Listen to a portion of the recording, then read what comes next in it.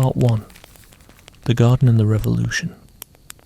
To get where Epicurus was coming from, we've got to first look at the world he was pushing against.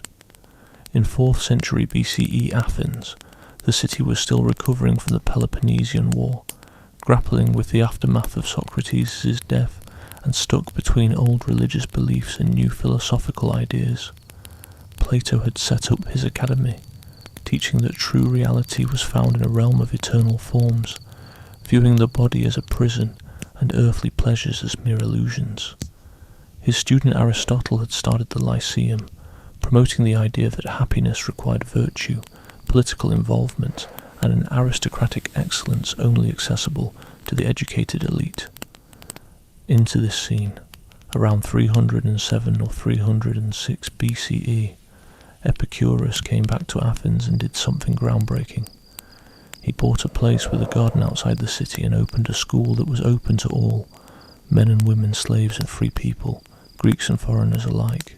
At the entrance, a sign supposedly read, "Stranger, here you will do well to tarry, here our highest good is pleasure." This was shocking, not just because of the mingling of different social classes and genders, which was itself daring, but for elevating pleasure, or hedon in Greek, as the highest good, the ultimate goal of life.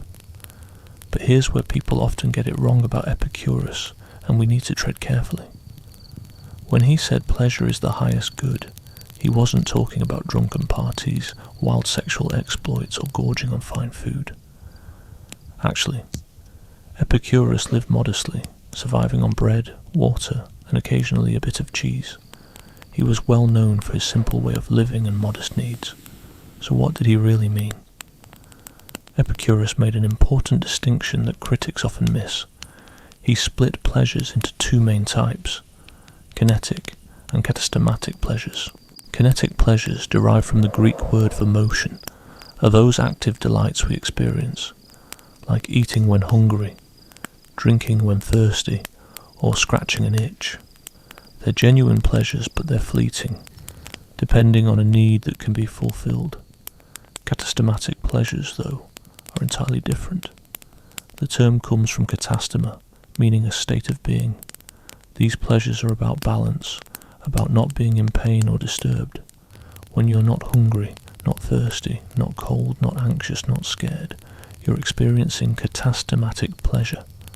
Epicurus called this state ataraxia, usually translated as tranquility or being unbothered, and aponia, the absence of physical pain. And here's the bold part. Epicurus argued these katastematic pleasures, these states of balance, are the highest form of pleasure, outdoing kinetic ones. Once you hit ataraxia and aponia, you can't increase your pleasure, just change it. The joy from a simple meal when hungry is no greater than the joy from a lavish banquet. They both relieve hunger, both end discomfort, and both bring you back to balance. This flips usual thinking on its head. Most people think more, bigger, better leads to greater happiness. But Epicurus disagrees. He says there's a cap on pleasure, which is simply getting rid of all pain and unrest. Reach that point, and you've experienced peak pleasure. Anything beyond is just different, not more. This changes everything. It means the good life, the life full of maximum pleasure, is within reach for almost anyone. Wealth, power, fame, and luxury aren't necessary.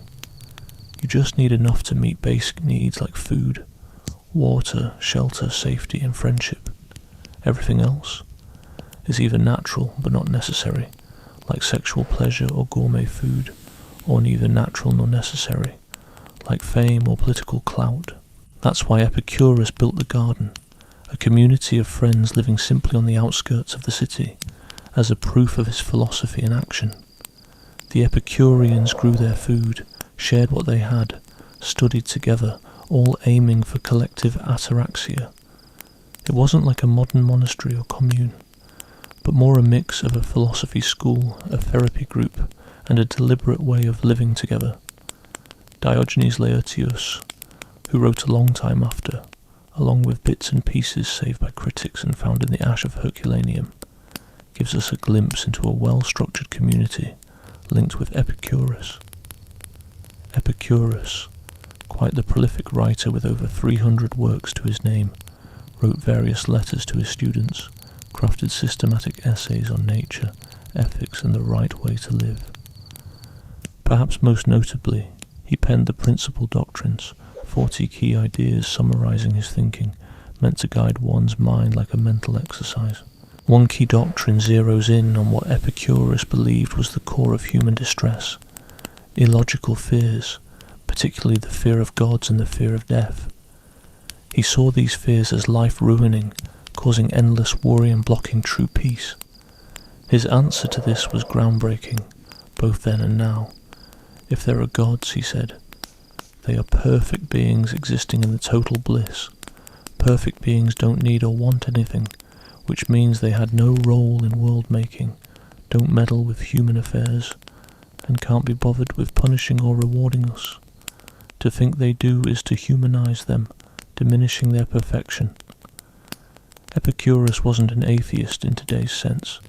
He might have believed gods existed but considered them irrelevant to us. You could admire their peacefulness but shouldn't feel obligated to fear them, pray to them, or ask them for things. This perspective effectively dismissed religion as a source of morality or comfort. In his society, this idea shook things up. With indifferent gods, divine laws seem fictional. Without gods punishing wrongdoers in the afterlife, appeals to universal justice felt hollow. If gods didn't cause natural events, those disasters were just natural occurrences, not divine warnings. Epicurus was pulling apart Greek religion, which was very much intertwined with societal norms. Then there was his stance on death, the other big fear, where he offered a straightforward yet unsettling argument that sparked discussions ever since. He claimed death is nothing to us. When we're alive, death isn't there. When death arrives, we aren't around. This means we never truly face death. It's neither good nor bad for us, because it literally means nothing to us. Since all sensations and awareness end with death, there's nobody left to experience being dead. This argument relies on an essential idea, that we are our bodies. Consciousness arises from atoms uniquely arranged, and once the body breaks down, so does consciousness. This ties into his theory of atoms, crucial for grasping his ethical views, a topic we'll dig into deeper to understand why he thought this way and its significance. Part 2. Atomic Physics in the Material Universe. Before we can grasp why Epicurus thought there's nothing to be afraid of when it comes to death, or why gods can't meddle in human affairs, and why chasing pleasure is the sensible path in life, we need to understand his approach to physics. It's not just a side note or an optional subject. Epicurean ethics are firmly rooted in his take on physics, which stood out as a highly advanced and daring scientific theory back in the day. Epicurus took inspiration from Democritus's atom theory, although Democritus was more focused on explaining natural events, while Epicurus aimed for freedom. His physics were crafted to release people from superstition and fear, along with the notion that unseen forces were pulling their strings. His main point was all about atoms and the void being all there is. Nothing else exists. Atoms, meaning uncuttable in Greek, are the smallest building blocks, solid and eternal, zooming through endless space. These atoms differ in size and shape, hooking together in various ways. What we see, feel, think and go through in life stems from these atoms bumping, linking, and breaking apart according to nature's rules. Although it sounds straightforward, the ramifications are huge. If everything is just atoms in the void, supernatural forces don't have a place. If gods exist, they too are made of atoms. There's no mystical soul, but instead a precise arrangement of atoms scattered across the body. When the body dies, these soul atoms spread out and consciousness vanishes, leaving no afterlife or divine judgment. Yet Epicurus ran into a hurdle a snag that puzzled ancient atomists and bugged materialist thinkers for ages. If atoms plummet straight down due to weight, governed by deterministic laws, then everything is set in stone, leaving no room for free will or moral accountability.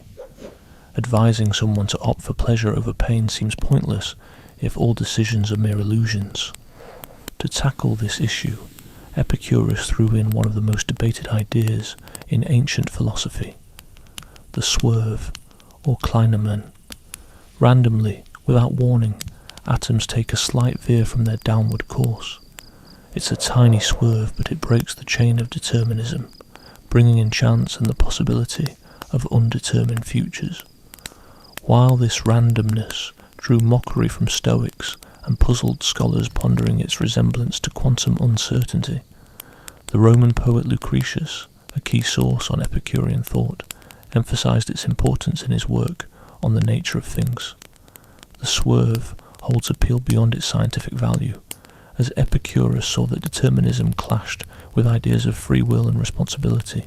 Instead of ditching ethics or succumbing to deterministic views, he tweaked his physics to match human experiences, making his philosophy serve human well-being rather than sticking to rigid theories. His atomic theory also touches on how we perceive and understand reality. Objects emit thin layers of atoms, known as idola or simulacra, akin to peeling layers from an onion. These films travel and impact our senses, translating into sight, sound, smell, taste or touch. Even our thoughts and dreams are influenced by fine atomic layers affecting our soul atoms. Hence sensations are dependable. Errors only arise when we layer our perceptions with judgments, opinions or interpretations beyond mere sensory input. When you spot something resembling a tower way off in the distance, your senses are actually picking up the atomic impressions reaching your eyes. But if you decide it's definitely a tower only to find out later it's a big tree, the mistake lies in your judgment, not what you're seeing. This idea has major implications for how we understand knowledge. It suggests that what we observe with our senses is the foundation for all understanding. Abstract thinking that contradicts what we experience through our senses can't be trusted. Nor should we rely on spiritual revelations or mystical insights that bypass sensory experience. Knowledge builds upwards from these repeated sensory interactions, eventually leading to preconceptions or general ideas in our minds. Epicurus believed in an infinite universe, both in terms of space and atoms. This universe has no center, edges beginning or end. Our world is one among countless others, being born and fading away in infinite space. Some of these worlds have life, some don't. Some have gods, yet these gods live in a state of perfect peace, indifferent to human matters. This endless material universe runs purely on natural laws. Lightning isn't the wrath of a god like Zeus, but an electrical event. Earthquakes aren't Poseidon's fury, just underground shifts. Illness isn't a divine curse, but natural occurrences we can observe and potentially manage. Epicurus even wrote a whole book on weather to demystify atmospheric happenings, aiming to eliminate fear of the gods. However, the biggest impact of Epicurean physics is how we see the self. You're a temporary configuration of atoms. These atoms have always existed and will continue to exist, but the way they're arranged to form you is temporary and fragile. The soul atoms stick together in the body, but once the body falls apart at death, the soul atoms disperse, and the pattern that was you disappears. So death is nothing to us. After death there's no you to experience anything. Therefore fearing death is irrational, a misunderstanding of the self's nature. Non-existence can't harm you because there's no you to be harmed. However, this argument hinges entirely on the truth of Epicurean physics. If the soul isn't material, if consciousness can survive without the body, or if an afterlife exists, then Epicurus's arguments fall apart. His ethics is reliant on his physics, which serves as both a unified strength and a weakness, as it depends on potentially erroneous physical claims. Modern science has proved some Epicurean ideas right while dismissing others. Atoms exist, though they are not indivisible and can be split into smaller particles. The concepts of endless space and multiple universes are present in present-day cosmology. The idea that consciousness relies on brain activity is a mainstream scientific view. Quantum mechanics even accounts for true randomness, though not quite as Epicurus imagined. Yet Epicurus was off the mark about certain details. Atomic films don't explain how we perceive things. Light and sound function differently than he thought. The soul isn't a substance made of tiny atoms, but an outcome of neural activities. His astronomical ideas were often wrong. Still, the core message remains impactful. If we're physical beings in a material world and consciousness comes from physical processes, then many age-old fears and hopes don't hold up to scrutiny. There isn't a cosmic judge, a grand purpose or an intricate design. We're just brief patterns in an endless stream of matter and energy. This could be scary or freeing, and Epicurus chose freedom. Part 3. The Science of Pleasure. Let's take a closer look at what Epicurus really meant by pleasure, and how his idea of hedonism plays out in real life. This is where his philosophy gets the most practical, useful and, yes, a bit controversial. First off, we need to get that Epicurus was doing something new for his time, creating a scientific approach to ethics. He wanted to base moral ideas not on divine orders, not on abstract concepts, nor on what society dictates, but on the real, observable facts about humans. And the most evident truth about us, which we can all relate to from our own lives, is that we chase pleasure and dodge pain. Just observe a newborn baby, totally untouched by culture, is crying to get away from pain and calms down when it's comfortable. This is the basic roadmap for every animal and conscious being. Pleasure and pain are nature's way of signalling what helps us thrive or threatens our well-being. They're not just random likes or dislikes, they're core elements of being alive. That's why pleasure is seen as the ultimate good, not because someone just decided it, but because it's the natural goal for all living things. You can't avoid this truth. Even an ascetic, turning away from physical pleasure, is doing it because they think it'll bring them a bigger sense of joy or peace, whether that's spiritual calm, heavenly rewards, or just personal satisfaction. Pleasure is the benchmark we use to judge everything else by. But here's where Epicurus gets clever. Not all pleasure is created equal, and chasing after all pleasures isn't wise. This is what sets him apart from the shallow version of a hedonism his critics often portray. He created what you could call pleasure calculation, a careful way to weigh out pleasures and pains. The first thing to understand, as we've discussed, is the difference between kinetic and katastatic pleasures. But even within these kinds, Epicurus identified key differences in desires.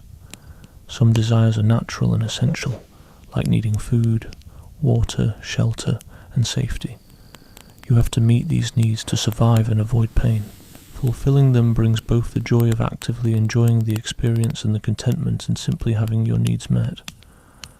Other desires, while natural, aren't essential, such as sexual excitement, gourmet food, or lavish living spaces. These stem from nature and aren't fabricated, but are not vital to living well. They can make life better if you're smart about pursuing them, but relying on them too much can be harmful. The issue isn't the pleasure itself, but how reliant you are on it, and how unsettled you become if you can't have it. Then you've got desires that aren't natural or necessary at all, like the itch for fame, political power, excessive riches, or beating others. These are purely societal creations kept alive by people's opinions. They know no limits because they're based on comparisons, rooted in having more than someone else. Fame is never fully satisfying since there's always another who's more famous. Power is inherently shaky and needs constant guarding. This is one of Epicurus's most brilliant observations. Desires without natural limits only lead to unhappiness. If your joy hinges on becoming the world's wealthiest person, you'll likely fail and be miserable. But if your joy is about having adequate food, water, a safe place and friendship, these are within reach for most people. The wise soul, according to Epicurus, learns to tell these different desires apart and doesn't cling to anything beyond what's natural and necessary. It's not about depriving yourself or being an ascetic.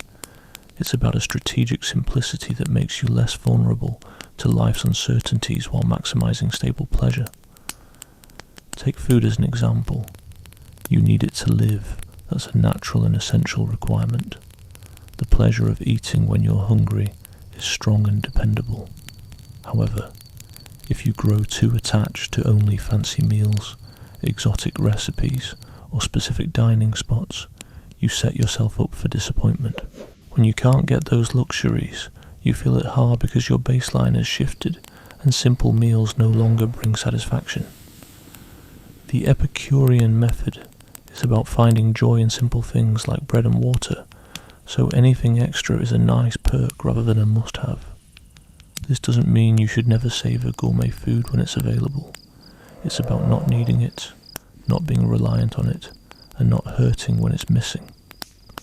Pleasure comes from satisfying hunger, but a wise person can find satisfaction with just a little. This idea extends to everything. An Epicurean doesn't choose a simple life out of moral duty, but out of clever strategy. Simplicity equals freedom. Every new need could become a distraction, a weakness, or a source of distress. Epicurus went even deeper with his take on pleasure. He understood we should weigh the immediate pleasure and pain against their fallout. Some pleasures result in bigger pains. Enjoying too much alcohol might lead to a hangover and addiction. Indulging in too much food can cause health issues and weight gain. The excitement of casual sex may result in jealousy, disease, unexpected parenthood, or emotional chaos. On the flip side, some pains lead to bigger pleasures. Exercise discomfort brings health and strength. The struggle of studying brings knowledge and skill. Medical procedures, though painful, can alleviate suffering. So a wise person sometimes picks pain over pleasure, or avoids pleasure to dodge pain. It's not about inconsistency, but smart decision-making. The aim is the ultimate lifetime pleasure, maximum tranquility, but reaching that requires planning, self-control, and insight. This shows something crucial. Epicureanism needs virtue, not virtue as an end itself, like the Stoics believed, but as a means to happiness. Traits like bravery, moderation, wisdom, and fairness are vital for long-lasting pleasure. Cowards are constantly scared. Those who can't control urges are slaves to them. Simpletons make bad choices that lead to unhappiness. Unjust people live in fear of punishment and can't have real friendships. Thus virtue and pleasure are linked, not opposing. This defies what Plato and Aristotle claimed, that virtue is valuable on its own. Epicurus disputes this, saying virtue is crucial for reaching a life full of happiness. Critics have attacked this theory fiercely. They say it turns virtue into a selfish pursuit and reduces human drive to seeking pleasure only, ignoring real selflessness or sacrifice. We'll dive into these criticisms later, but for now, remember Epicurus's counter, true friendship, which truly considers others but still brings joy. Ironically, the surest route to your own happiness is through caring about others. Considering the timing of pleasure is also part of the hedonic math. Pleasures differ in strength and length. A brief, strong pleasure might be less worthwhile than a mild, long one. Epicurus believed mental pleasures were better than physical ones because they last longer and are more steady.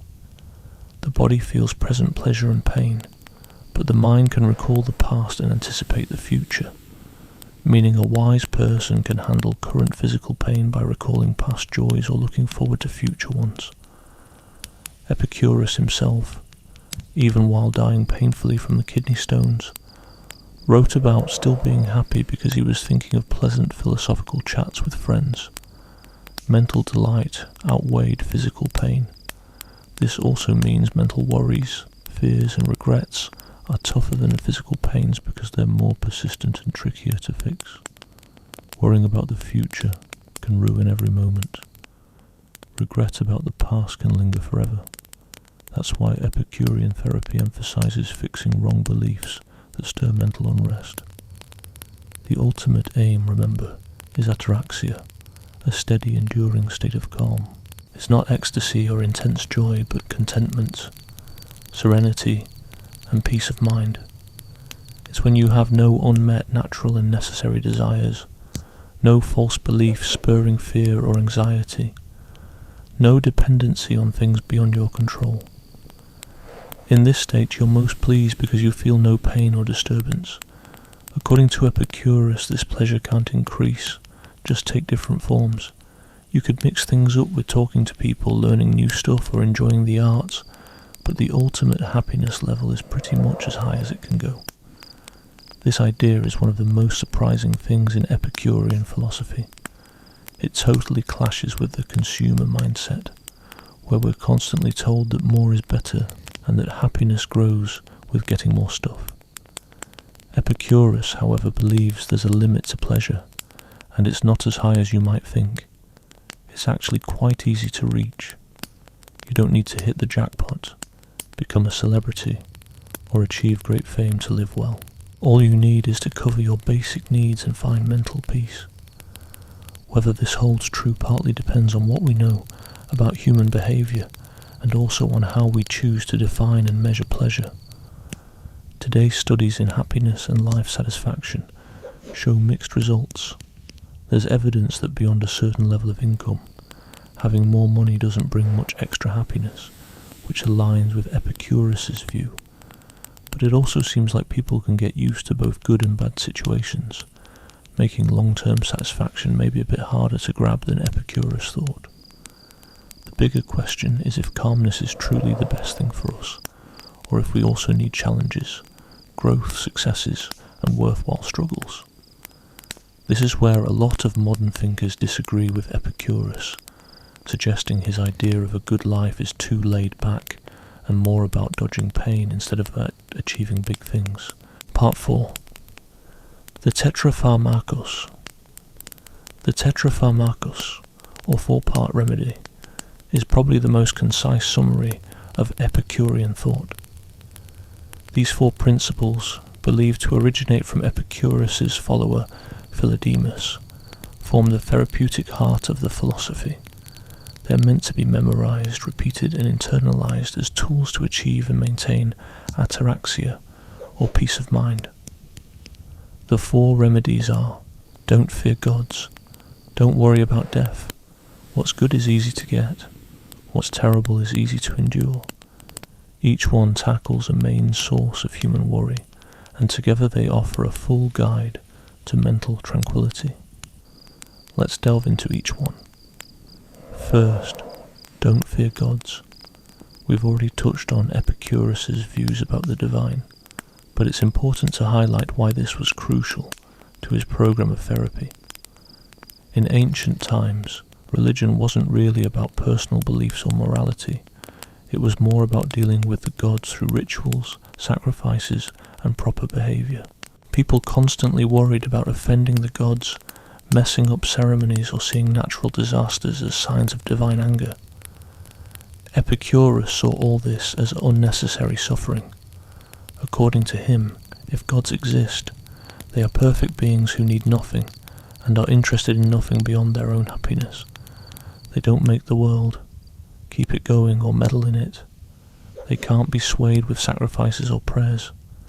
They don't punish or reward anyone. They are simply examples of perfect tranquility, to be admired but not feared or worshipped.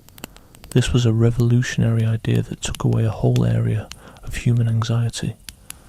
You wouldn't have to stress over whether you did the rituals right, pleased the right gods, or avoided making them mad.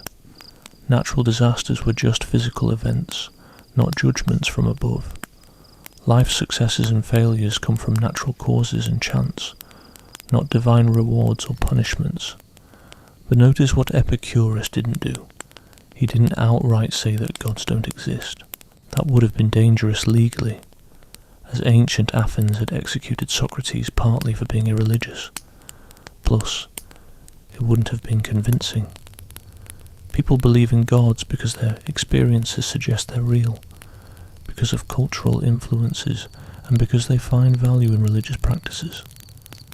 Instead, Epicurus offered a different interpretation.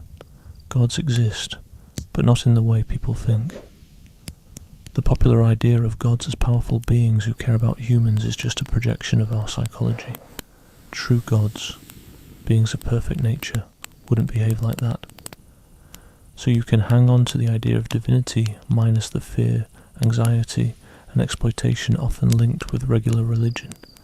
This is refined philosophical therapy. It tweaks existing beliefs instead of calling for their complete dismissal. It gives a logical alternative that engages the curious mind while easing emotional unrest. The second remedy: don't fret about death. This is probably the most well-known Epicurean argument, although it often sparks debate and criticism. We've already covered the basic reasoning. Death means nothing to us, since when we're alive, death has not yet arrived, and when it does, we no longer exist. We never actually meet our own death. But let's unpack this more thoroughly because the argument has multiple layers. Firstly, Epicurus targets the fear of death as a state, the fear of being dead. This fear assumes you'll somehow experience being dead, be aware of your non-existence, that there will be a you to suffer from not being alive. But this makes no sense. Death is the end of experiences, the end of consciousness, the end of you. There's literally nothing to fear because there's no one left to feel anything.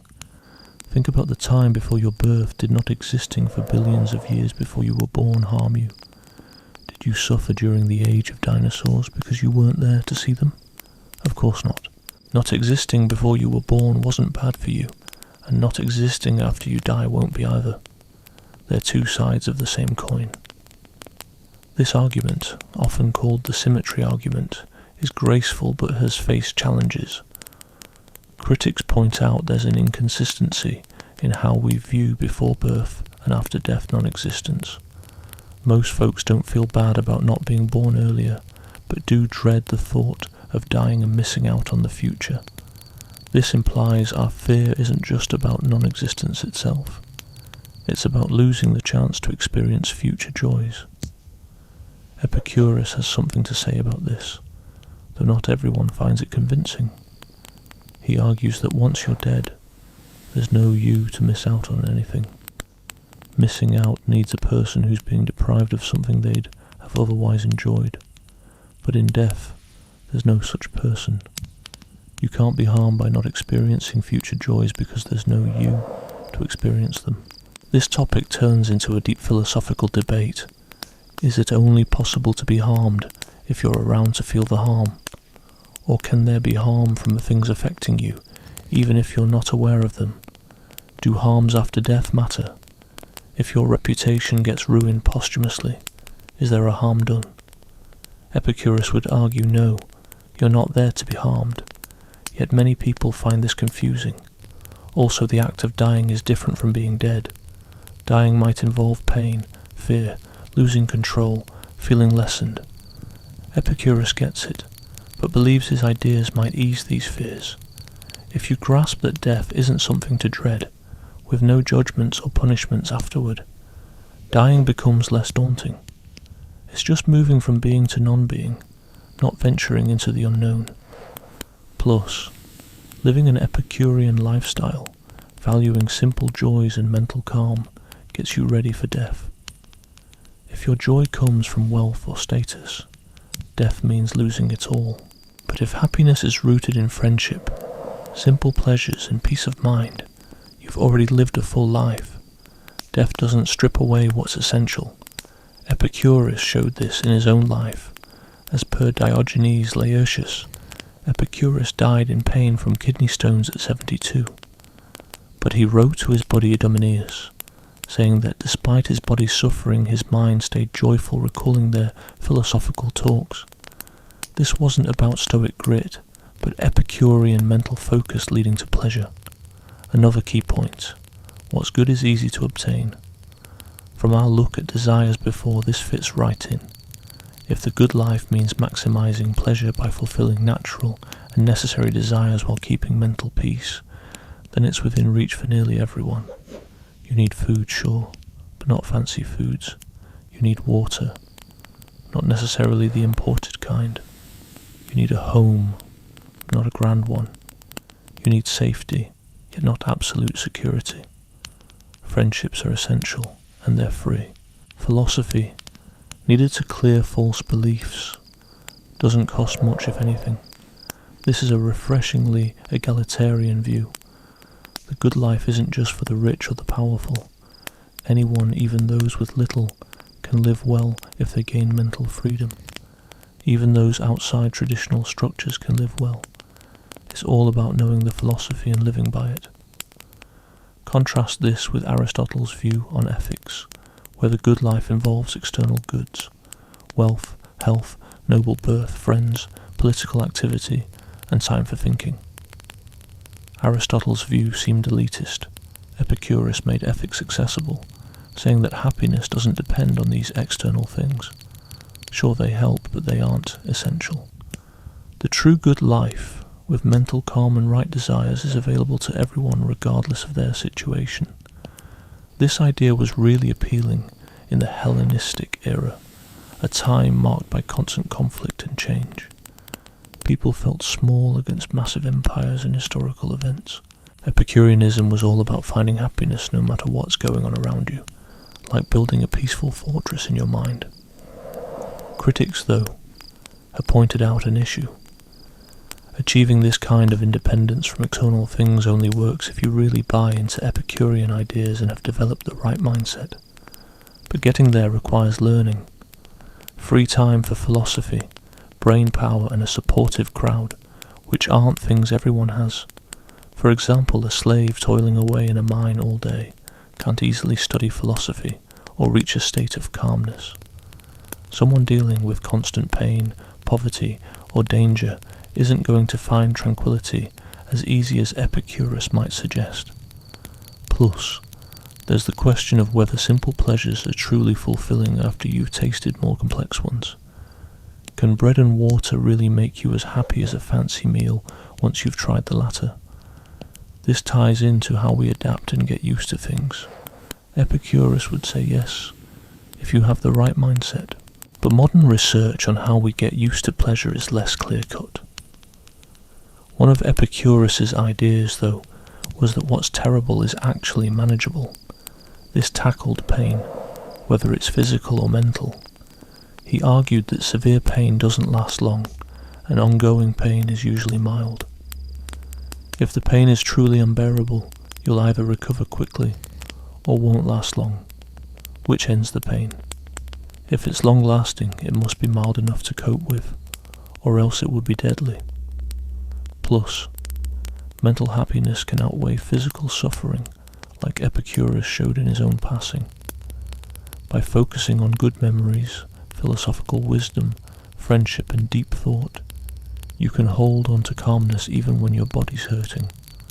This idea is both the most debatable and the weakest of his 4 remedies. Not all intense pains are short-lived. Chronic issues can bring on severe ongoing pain. Conditions like kidney stones, migraines, nerve issues, arthritis or cancer can cause long-term severe pain. Modern medicine has made it clear since we can keep people alive while they're suffering. Epicurus didn't have our medical insight, but even back then it seems false. People obviously suffered chronic severe pain, recovering neither quickly nor dying fast enough. Epicurus's more robust point was on mental suffering. Most of our suffering comes from our mind. Future worries, past regrets, fear, shame, jealousy, anger. These are not unavoidable and come from wrong beliefs, which philosophy can fix. This forms the backbone of Epicurean therapy. changing the beliefs that cause unnecessary agony. If you stop fearing death, the gods, stop endlessly desiring, comparing yourself, worrying about things you can't control, you remove most mental annoyances. What's left, like physical pain and natural sadness, is unavoidable but limited. The Tetrapharmakos acts like a kind of early cognitive behavioural therapy. It spots irrational beliefs causing upset, suggests rational alternatives, and encourages practice to solidify new thinking patterns. Modern cognitive therapy does something very similar, finding distortions in thinking, challenging irrational beliefs, replacing them with more realistic and helpful ones. The main idea is, much of our suffering is optional and comes from how we see and react to situations, rather than the situations themselves. This doesn't mean all suffering can be wished away, or that thinking alone solves everything, but it shows we might have more control over our mental state than we think, and building that control could lead to peace. Part 5. Friendship as life's greatest joy. Among all the joys in life, wisdom points to friendship as the most valued, most essential for living well. This is what Epicurus taught, and it stands out as one of his most beautiful yet seemingly contradictory beliefs. The contradiction lies in Epicureanism's core idea that pleasure is the ultimate good, and we're rational only when we chase our own pleasure. At first glance, this seems totally self-centered, focused on ourselves without room for true empathy toward others. Yet Epicurus put friendship at the very heart of his philosophy, describing it as a source of security, confidence, happiness, and a key element that makes life meaningful. How does he balance these seemingly opposing ideas? First, it's important to know that Epicurean friendship isn't just about casual nicknames or social ties. It's philia, a profound connection between individuals who know each other well, trust deeply, and find their lives enriched by one another. This was the bond among the garden's members, who chose to live, learn, and philosophize together. The garden wasn't like Plato's Academy or Aristotle's Lyceum, which were more like traditional schools. Instead, it was homely, familial, and communal. Members shared meals, mingled resources, and lived as one big household. Philosophical chats were part of everyday life, not separated into formal lectures. This approach was groundbreaking in a few ways. It included women as active philosophical participants, not merely roles like wives or daughters, but as actual learners and thinkers. Figures like Themista, Leontion, and Nikidion played key roles.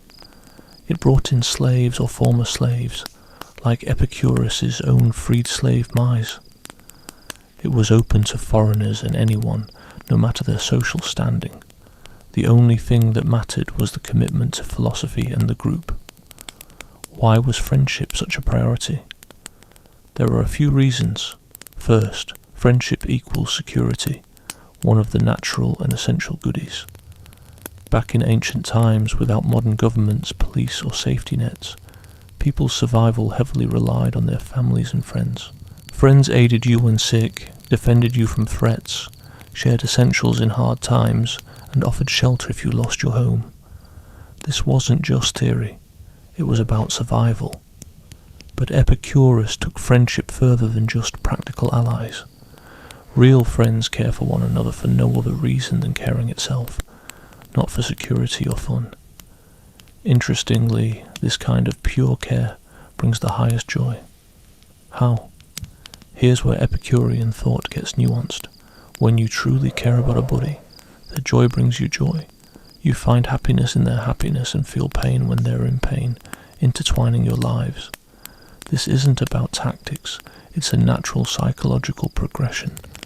As you keep interacting with trust and affection, your emotional world ties up with theirs. So while friendship might start out of self-interest, like seeking safety and pleasant company, it grows into something beyond straightforward egoism. You come to truly care for your friend's well-being just because. Nonetheless, this caring brings joy. There's no conflict. Pleasure and selflessness can happily coexist. Epicurus even said a wise person might sacrifice their life for a friend if needed. This seems to contradict a life focused on pleasure-seeking. After all, how can dying, the end of all possible pleasure, be the rational choice for a pleasure-focused thinker?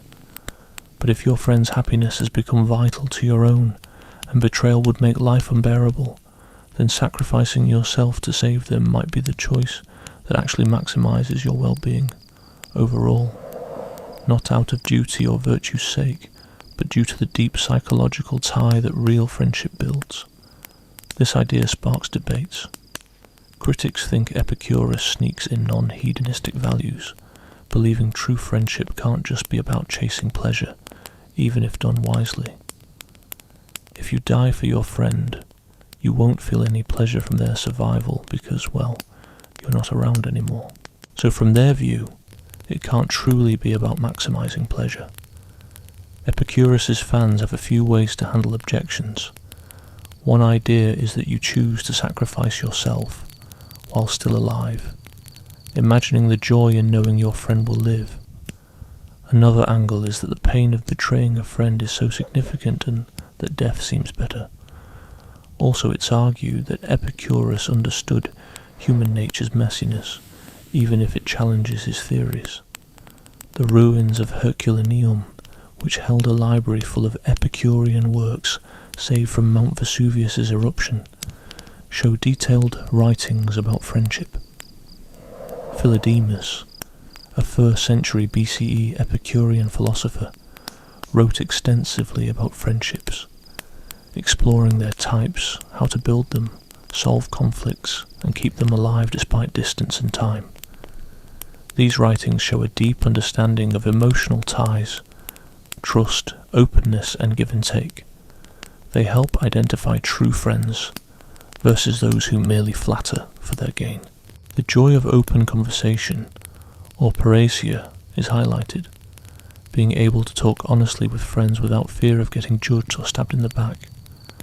They delve into how friends should help fix each other's mistakes, give advice, and support during tough times. Friendship, Epicurean style, needs a few things. First, values and understanding need to match. You can't really connect deeply with someone who doesn't get what a good life means. Second, trust has to grow over time, not rush but slowly build up. Third, it should be about mutual gain, a real give and take where both people thrive. Fourth, there should be time spent together in fun activities, discussions, shared meals, chats. Understanding the pleasure in friendship is crucial. It's not about hanging out just when it's fun. Real friendship means being there for each other during hard times. Yet the overall feel should boost both lives. If a friendship is always draining or harmful, it's not real and needs to end. This brings up tough questions about commitment. Is Epicurean friendship only as good as the pleasure it offers? If one's friend gets seriously ill or depressed and isn't fun anymore, does one leave? Epicurus would think leaving a friend like that would ruin one's own peace due to guilt and break down the trust needed in all friendships. The reasoning, though, is still self-centered, focusing on personal well-being rather than duty to a friend. Modern psychology supports Epicurus' idea that friendship is key to happiness and well-being. Many studies confirm that strong relationships greatly contribute to life satisfaction, mental health, and even longevity. People with solid friendships tend to be happier and healthier and live longer than those alone. Relationship quality outweighs wealth, fame, or success in terms of personal happiness. The Epicurean community concept also hints at modern setups like intentional communities, co-housing, and friend-centered households. Nowadays, people often choose to live among chosen family rather than blood relatives or due to financial reasons. With today's loneliness issues, Epicurus seemed right about the crucial role of close connections, but current times pose challenges the ancient world didn't face. Moving often means maintaining friendships over long distances. While technology helps stay connected, It also creates surface-level social ties that feel hollow. Building and keeping meaningful friendships competes with work, family, and the lure of endless entertainment. The Epicurean solution is simple. Put friendship at the top of your list. Arrange your life so you regularly connect deeply with a few close pals. This might involve living near friends, working less, owning less, and simplifying life to ensure time and energy for relationships. The idea of the garden model, where folks live together in a philosophical community, still appeals to those who feel alone in today's individualistic world. Epicurus's political ideas may not be as well known or fully fleshed out as his ethical views, but they've got some pretty bold and thought-provoking ideas. The big question is, if chasing pleasure is the main goal, and everyone's after their own, how do we make society work? Why follow laws, respect others, or pitch in for the common good? Epicurus talked about the social contract, one of the earliest takes on this concept in Western thought. Justice, he said, isn't a natural or divine thing, nor is it based on some high moral truths. It's something humans made up, a pact to not harm each other and to work together for everyone's benefit. Epicurus put it simply, justice isn't a thing in itself, but an agreement in our dealings to avoid harm.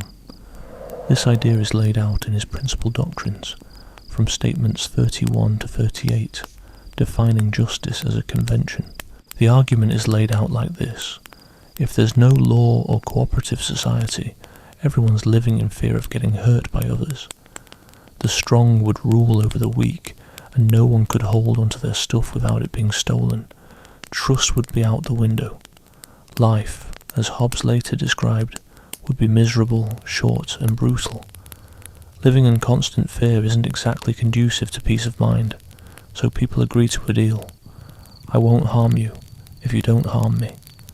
Let's respect each other's stuff and create rules with consequences to keep this deal steady. These rules are what we call justice or law. This view suggests that justice changes with the times and different situations. What's considered just hinges on what people in a specific society have agreed on, either spoken or unspoken. Different societies have various laws because of their unique circumstances, and that's fine as long as they aim to benefit everyone involved. There isn't some universal justice engraved into the universe, no divine decrees. Justice isn't anything other than human, practical, and a tool for peace. Its worth comes from providing security, which is vital for peace of mind, but it has no standalone worth. This viewpoint had far-reaching effects that made Epicureanism seem risky politically. If justice is just social agreement, religious laws don't hold any special sway. If justice changes from society to society, then Greek law isn't superior to so-called barbarian law just because it's Greek. If laws exist only to benefit everyone, then those that don't serve this goal aren't really just and don't need to be followed.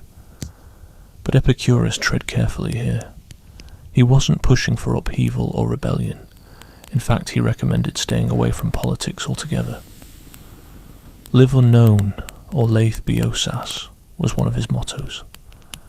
Being involved in politics brings chaos, conflict, and stress, none of which is good for peace of mind. A wise person abides by the law, not because it's inherently right, but because breaking it leads to punishment and the worry about getting caught. Even laws that might seem unfair are generally better off being followed, because the chaos from breaking them outweighs any possible upside. You can't find tranquility if you're always looking over your shoulder, worried about getting hauled away or facing backlash. The only time to consider not following a law is if it's so oppressive that following it would wreck your peace of mind, but even then, Epicurus would likely suggest withdrawal instead of open defiance. This sort of political passivity was a hot topic in ancient Athens, where being an active citizen was seen as a cornerstone of a good life. Aristotle believed people are naturally political beings and only reach their full potential by participating in the state. The Stoics had their take, saying we have duties to the broader human world that we're all part of one big global city. Epicurus, however, disagreed. People aren't naturally political, and getting involved in politics often hurts more than it helps personal happiness. The best life is about hanging out in tight-knit circles of friends, more gardens and less city, focusing on philosophy and simple joys over public matters. This perspective asks some tough moral questions. What about unfairness? If you spot someone being exploited or harmed, do you have a duty to step in? According to Epicureans, only if it's in your own interest, like when the victim is a friend or when ignoring injustice might lead to societal chaos that could eventually affect you. Critics find this view lacking, morally, as it makes morality seem entirely self-centered, dismisses any real obligation to help strangers, and excuses turning a blind eye to suffering if you're safe. It seems like it doesn't account for opposing things like slavery or tyranny unless you gain something from it. Epicureans have some counter-arguments. To start, friendship is a key part of their philosophy, and friends owe each other responsibilities beyond selfish reasons. If you take a broad view of friendship, considering all of humans as potential friends or feeling empathy for their suffering, then you have reasons to care about fairness beyond your immediate group. Plus, societal chaos hurts everyone. Ignoring serious injustice can lead to resentment and violence, disrupting peace for all, including yourself. So, enlightened self-interest backs basic justice even for strangers. Lastly, people naturally feel empathy. Seeing others suffer might make you uneasy, while helping them might bring relief and satisfaction. So even without a moral obligation, you have a psychological push to care about others' well-being, yet critics remain unconvinced. The critique is that this view bases all morality on self-interest, even if it's a sophisticated form of it. It doesn't seem to fully support genuine altruism, sacrificing your own welfare for others, even when no one notices or when you don't gain psychologically. The real question is whether Epicureanism can account for moral reasons that aren't just about pleasure or self-interest. Can slavery be wrong not just for its bad effects, but because it violates human dignity? Do we owe duties to future generations not just because thinking of them makes us happy, but because they have rightful claims on us? Is justice inherently valuable beyond its usefulness?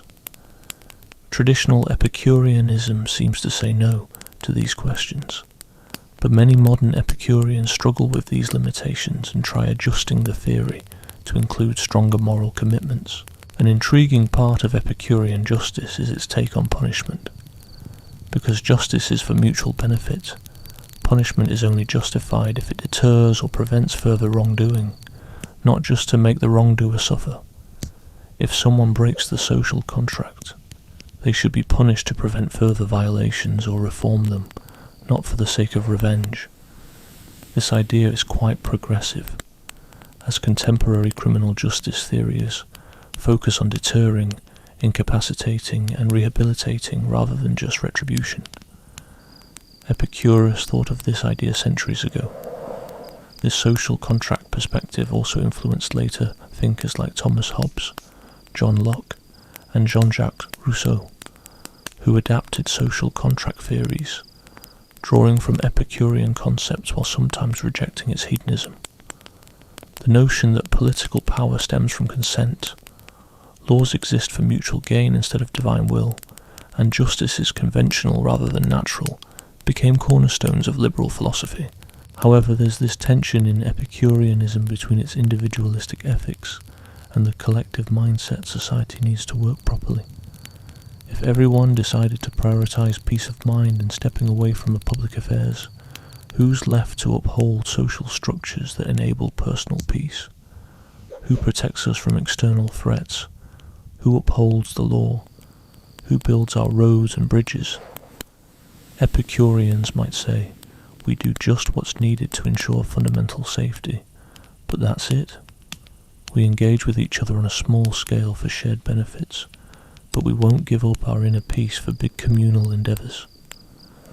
This setup works as long as most people aren't Epicureans, and there are enough folks chasing power and fame to keep things going. But if everyone followed Epicurean philosophy, society could struggle because no one's interested in governance or defense roles. This is sometimes known as the free rider problem in Epicureanism. They rely on the society setup and safety maintained by others, all the while contributing as little as possible themselves. So they enjoy the perks, but aren't ready to make similar sacrifices. Epicurus might argue that this point of view assumes the necessity of ambitious leaders and large-scale projects, but what if they're not needed? Maybe small, voluntary teamwork is all it takes. Perhaps the issues we believe require government involvement are actually fueled by that very involvement. This foreshadows some anarchist and libertarian arguments about state power, although Epicurus didn't delve deeply into political theory. Part 7. The Canon. Epistemology, the study of knowledge, typically doesn't top the list of thrilling philosophical topics, but for Epicurus, figuring out how we know what we know was key to his therapeutic approach. If you can't reliably tell truth from lies, you can't correct the false beliefs that fuel anxiety and get in the way of achieving ataraxia, a state of tranquility. You need a way to evaluate claims about reality, a kind of measuring stick or canon. Epicurus highlighted 3 criteria for truth: sensations, preconceptions, and feelings. Each has a unique role in building dependable knowledge from the ground up. Let's start with sensations. These are direct, immediate contacts between your senses and the world. When light hits your eyes, sounds enter your ears, or molecules contact your tongue, nose, or skin, you experience a sensation. These sensations are always accurate because they simply record physical impacts. Your eyes don't lie, your ears don't deceive. They faithfully report the stimuli they receive. Now this might sound odd because clearly our senses do make errors.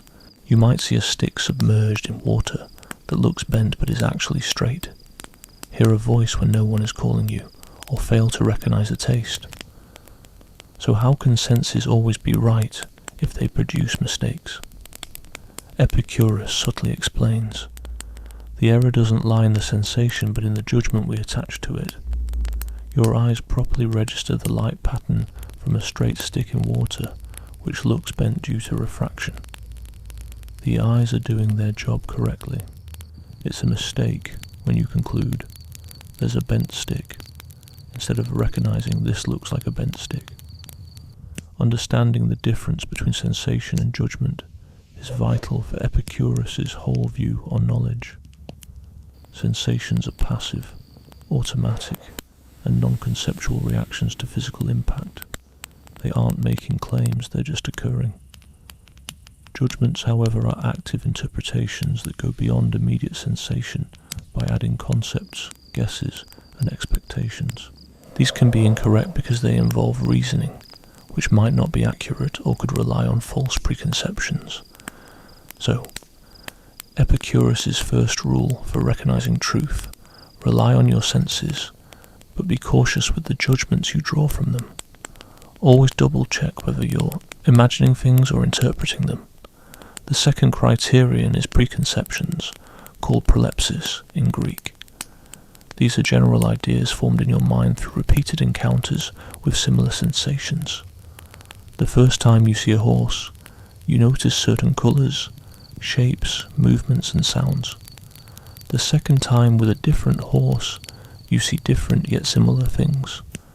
After numerous encounters with horses, your mind naturally creates a general idea, horse, that captures what these experiences share. These preconceptions are crucial for thinking and talking. Without them, recognizing new examples of familiar things, speaking meaningfully, or reasoning about categories would be impossible. If I say horse, we both access the same preconception formed from similar past experiences, letting us understand one another. Preconceptions are trustworthy as long as they come from enough sensory experience. You can compare them with new sensations. If you think you spot a horse but realise upon closer look that the details don't match your horse idea, you should reconsider. Problems surface when people create preconceptions from limited experience, false information or social influences, rather than direct observation. Someone might imagine God as a furious father figure because of religious teaching instead of personal experience. Such a preconception is doubtful and should be corrected by exploring what experiences, if any, support it. The third criterion covers feelings or emotions, mainly pleasure and pain. These are immediate bodily reactions signalling what benefits or harms us. Like sensations, they're a natural part of us guiding our actions. Pleasure shows something is good for us, while pain signals something bad. However, this doesn't mean every pleasure should be chased or every pain avoided. Remember the hedonic calculus. Feelings are where it all begins. They're the basic info on what's valuable to us. Sure, we think about outcomes and make complex choices, but at the end of the day it's all about what feels good or bad, not some fancy principles. These three things, sensation, preconceptions and feelings, work hand in hand. You sense the world, develop concepts from those insights, and then decide what matters based on how you feel. All our knowledge springs from these ideas, without needing built-in notions, divine insights or sheer logic. This approach is radical empiricism, one of the first clear expressions of this school of thought. Epicurus turned down the idea of Platonic forms, innate knowledge, mysticism, and prophecy. Everything we learn boils down to experience, and if something can't be linked back to our senses, it's questionable. But Epicurus wasn't just a basic empiricist. He knew we can't see everything firsthand. Atoms, faraway places, or past events aren't within our immediate reach, so we need ways to expand our knowledge beyond direct observation. He employed analogies and inferred the best explanations.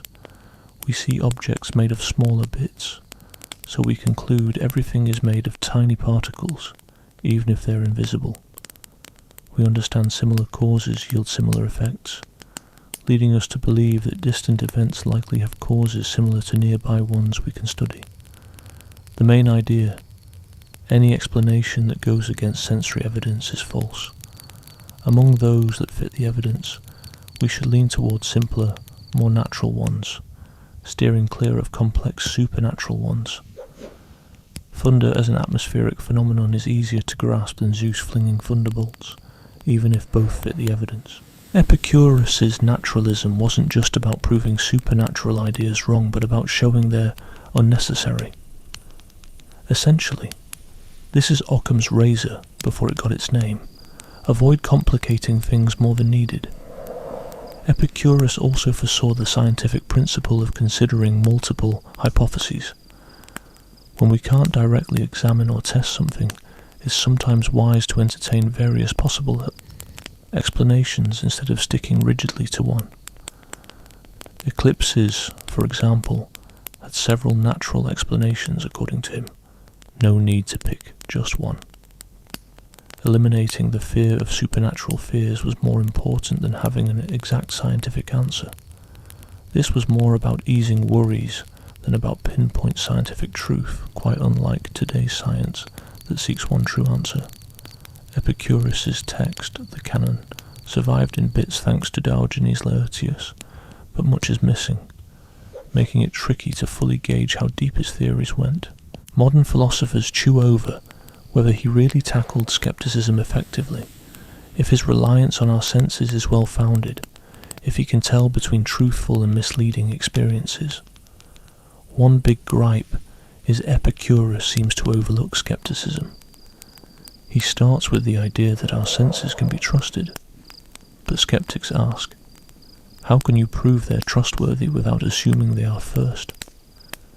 This is a classic skeptical challenge, figuring out the criteria. Epicurus might argue we have no choice but to start with our senses.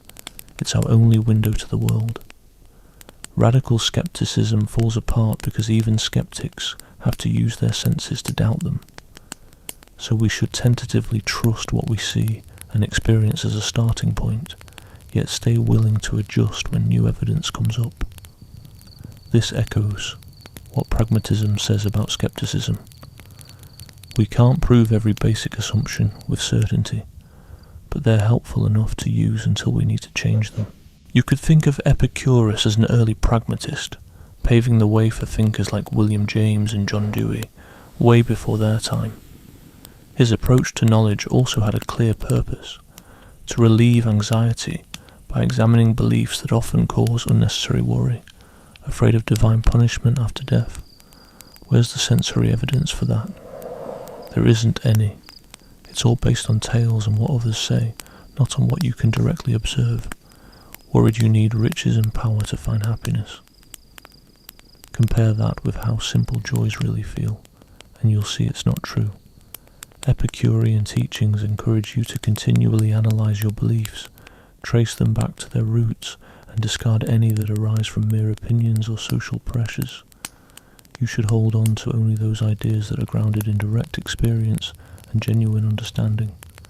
This scrutiny becomes a habit, much like how meditation or prayer functions in other philosophies or religions. Fast forward to today, and you'll find that cognitive behavioral therapy employs similar methods, assessing the reality of anxious thoughts, evaluating them against facts, and shifting to more realistic ways of thinking. Epicurus was essentially practicing a form of cognitive therapy using the means available in his era. Part 8. Facing mortality.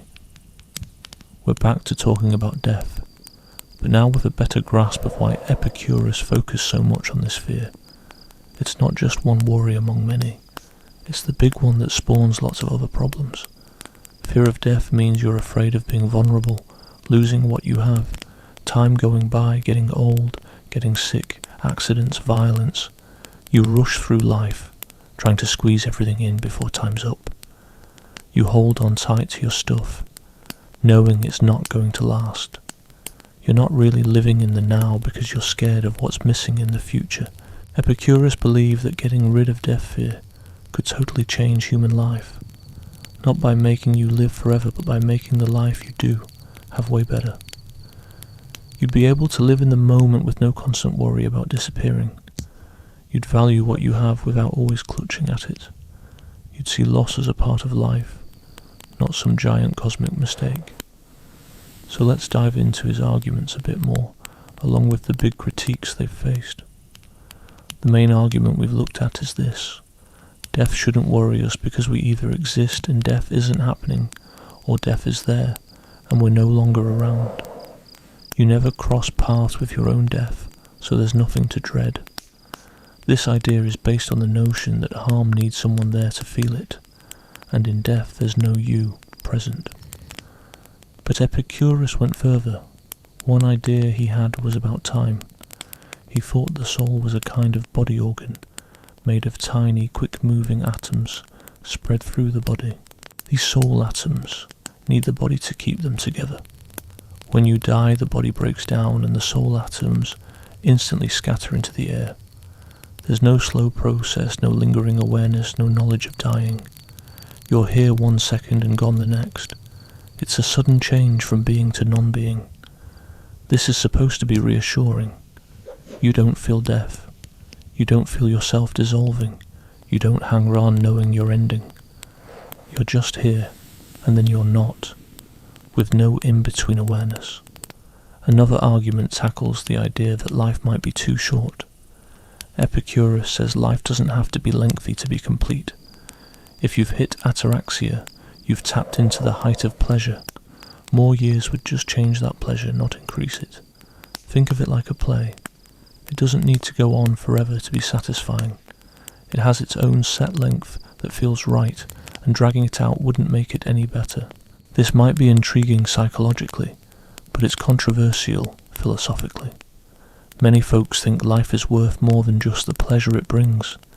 There are goals worth finishing, relationships worth continuing, experiences worth having even if they don't bump up the tranquility. A life that ends at 20 might have ataraxia, but still feels incomplete next to an 80-year life. Epicurus counters this by saying that feeling unfinished comes from endless desires, always thinking there's more to do, more to see, more to win at. But if you stick to only natural and necessary desires, and you reach ataraxia, you've hit all the real high notes. Everything else is just different, not extra. But this doesn't win everyone over. It seems to make life just a means for pleasure, rather than being valuable on its own. It doesn't really explain why we care about things after we're gone, like our kids' future, humanity's path, projects that keep going, our legacy. Another Epicurean idea tackles the worry that death might not be the end, and there could be an afterlife with judgment. Epicurus argues that based on materialism, this can't be true. If souls are material, they die with the body. Consciousness can't exist without the physical brain. So beliefs in an afterlife are not just unproven. They don't make sense if we understand consciousness this way. However, this hinges on materialism being right. If consciousness is non-material and something survives after death, then Epicurus's whole argument falls apart. He knew this, which is why he put so much effort into proving materialism and arguing against the idea of an immaterial soul. Modern neuroscience backs the idea that consciousness comes from physical brain activities, much like Epicurus thought. Damaging certain parts of the brain directly affects things like consciousness, personality, memory, and emotions. Changing brain chemistry with drugs or illness alters mental states too. Since brain and mind are so closely tied, they're likely not separate things but rather two sides of the same coin. When the brain shuts down, so does consciousness, suggesting no consciousness without a working brain. Near-death experiences can be traced to lack of oxygen and chemical changes in dying brains, and no one's ever shown consciousness sticking around after clinical death. In this way, Epicurus seems right. Death likely marks the end of consciousness.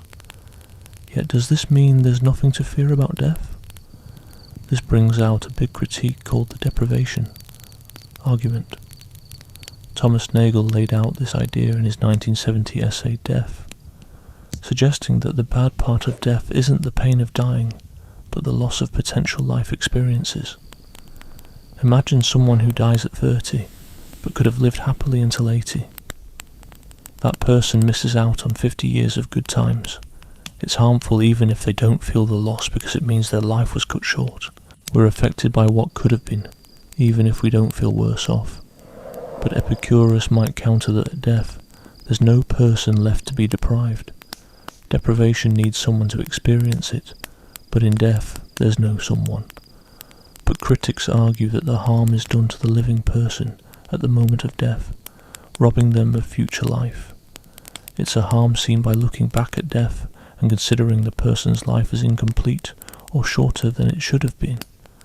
The debate about this gets detailed in modern philosophy on death. Each side has strong points.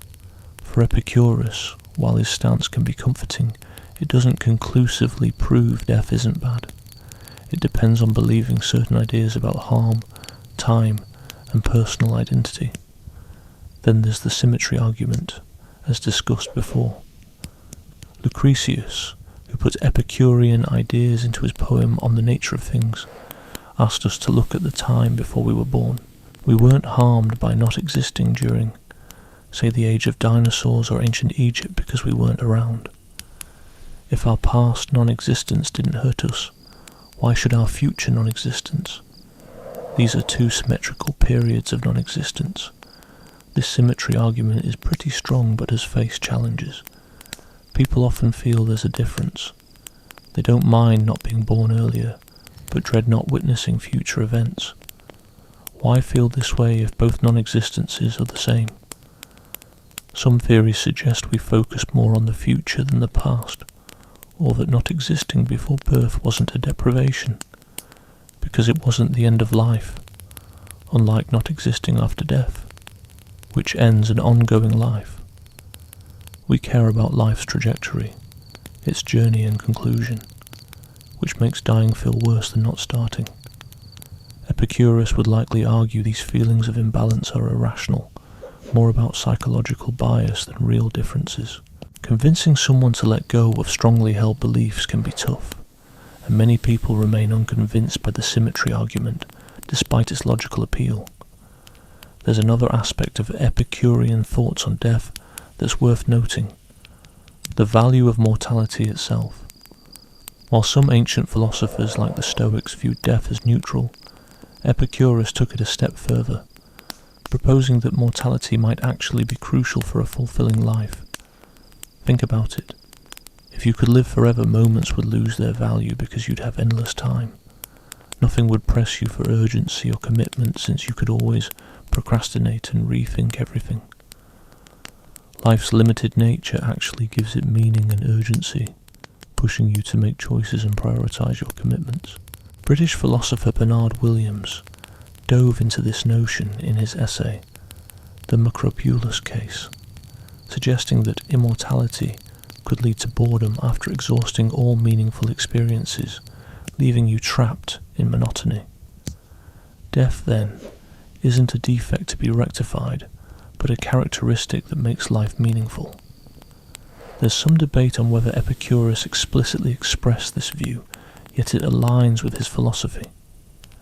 If the goal is ataraxia, and it's achievable within a finite lifetime, then extra time doesn't add anything significant. Immortality wouldn't enhance life, it would just stretch it out without purpose. This idea flips our perspective. Death isn't something to fear or battle against, but rather a limit that shapes our existence. So the focus shouldn't be on escaping death, but on living well with the time that's yours. And living well involves finding peace through philosophy, simplicity, and companionship. Epicurean thoughts about death can be a kind of gentle memento mori practice. The Epicurean reflects on mortality, not to become gloomy or depressed, but to keep perspective. Remember what truly matters, and avoid squandering life on pointless pursuits. Realizing you'll die should ease anxiety, clarifying what truly matters. With limited time, chasing after fame, wealth, or power isn't worth it. Instead, we should pursue genuine happiness through simple pleasures, philosophy, and friendship. Death serves as a great clarifier, stripping illusions and leaving only what counts. Philosophers like Heidegger and Sartre echoed this by claiming genuine existence requires facing mortality, what Heidegger calls being toward death. Only by recognizing our mortality can we take control of our lives and live genuinely, instead of bowing to societal pressures. Epicurus kind of predicted this existential concept, though without the stress. For Heidegger, facing death stirs anxiety, or angst, that opens up authentic living. Epicurus, on the other hand, argues that grappling with death brings peace, or ataraxia, to enable a good life. Both philosophies consider mortality core to life's meaning, but they interpret the emotional reactions differently. Which one resonates more might depend on personal disposition and beliefs. If you think life holds no inherent meaning, and you must craft meaning through projects and commitments, then mortality might evoke anxiety, threatening these plans with an ultimate void. Conversely, if you view pleasure as the supreme good and believe it's attainable in a limited lifespan, mortality feels natural, not menacing. Ultimately, does Epicurus equip us to handle not only our own death, but also the loss of loved ones? Here the philosophy might fall short. Grief is part of human nature, and the heartache of loss is unavoidable. It's unclear how much comfort Epicurean philosophy offers in easing grief. Epicurus would argue that grief is the natural pain stemming from the lack of your friend's company, yet he'd stress that excessive grief stems from mistaken beliefs, thinking your friend suffers now, or that they're being punished, that you're being judged for not saving them, or life feels unbearable without them. Clearing away these misconceptions should leave only the natural, bearable pain of longing for someone, which fades with time. But is that enough? many feel grief transcends mere pain. It's a significant reaction to love and a tribute to the value of a relationship. Rushing to eliminate grief might feel like minimizing the importance of the person you lost. Epicurus would probably say that he's not suggesting we completely get rid of grief, but rather cut out the unnecessary turmoil and misconceptions that blow it out of proportion. You can cherish your friend's memories, value the moments you shared, and gradually mend your heart without spiraling into unfounded worries about their afterlife or feeling like you fell short. This approach might be the best any philosophy can offer when dealing with grief, recognizing it exists, giving you strategies to handle the irrational bits, and supporting a slow healing process while honouring its natural flow. After all, death remains the biggest test for any philosophical approach promising a fulfilling life. Part 9. Living Epicureanism. Epicurus saw philosophy as more than just something to study. It was a way to live every day, a full-blown approach for finding and keeping happiness. Knowing the theory is important, but it's not enough. You have to live it, make it a habit, and weave it into all parts of your life. That's why he started the garden, which was a community and a real-world testing ground for his ideas. This wasn't just a school. It was a home, a close-knit group based on philosophy. Folks there lived, ate, worked, learned, and supported each other, sharing both good times and bad. Life in the garden revolved around a few key routines. First up were talks and study sessions. These weren't like sitting through dull lectures, but were more about engaging conversations, questioning, tackling big issues together. Everyone joined in, regardless of their background. Women like Themista and Leontion were educators too, not just learners. Slaves, even if not legally equal, were still part of the discussions. They looked into subjects like physics, ethics, and what we might recognize today as psychology. Students memorized key teachings, 40 core messages that summed up the philosophy. They read Epicurus's letters, which mixed theory with practical advice. While some writings were likely too advanced for newbies, memorization wasn't about just repeating words. It was about really getting the teachings so they became second nature. When anxiety hit, having these ideas readily available was crucial. Death is nothing to us.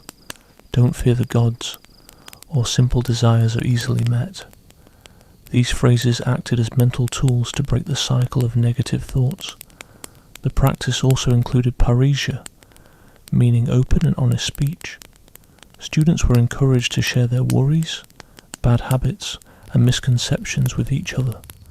This wasn't like modern therapy, where distance and secrecy matter, but more like sharing and giving feedback among friends. If you noticed a friend caught up in chasing wealth, you gently remind them that such desires are limitless and won't lead to happiness. Building this kind of trust was vital, which is why friendship was at the heart of everything.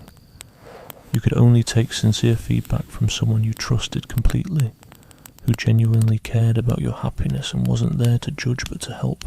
The garden fostered this closeness through living together, sharing meals and being vulnerable together.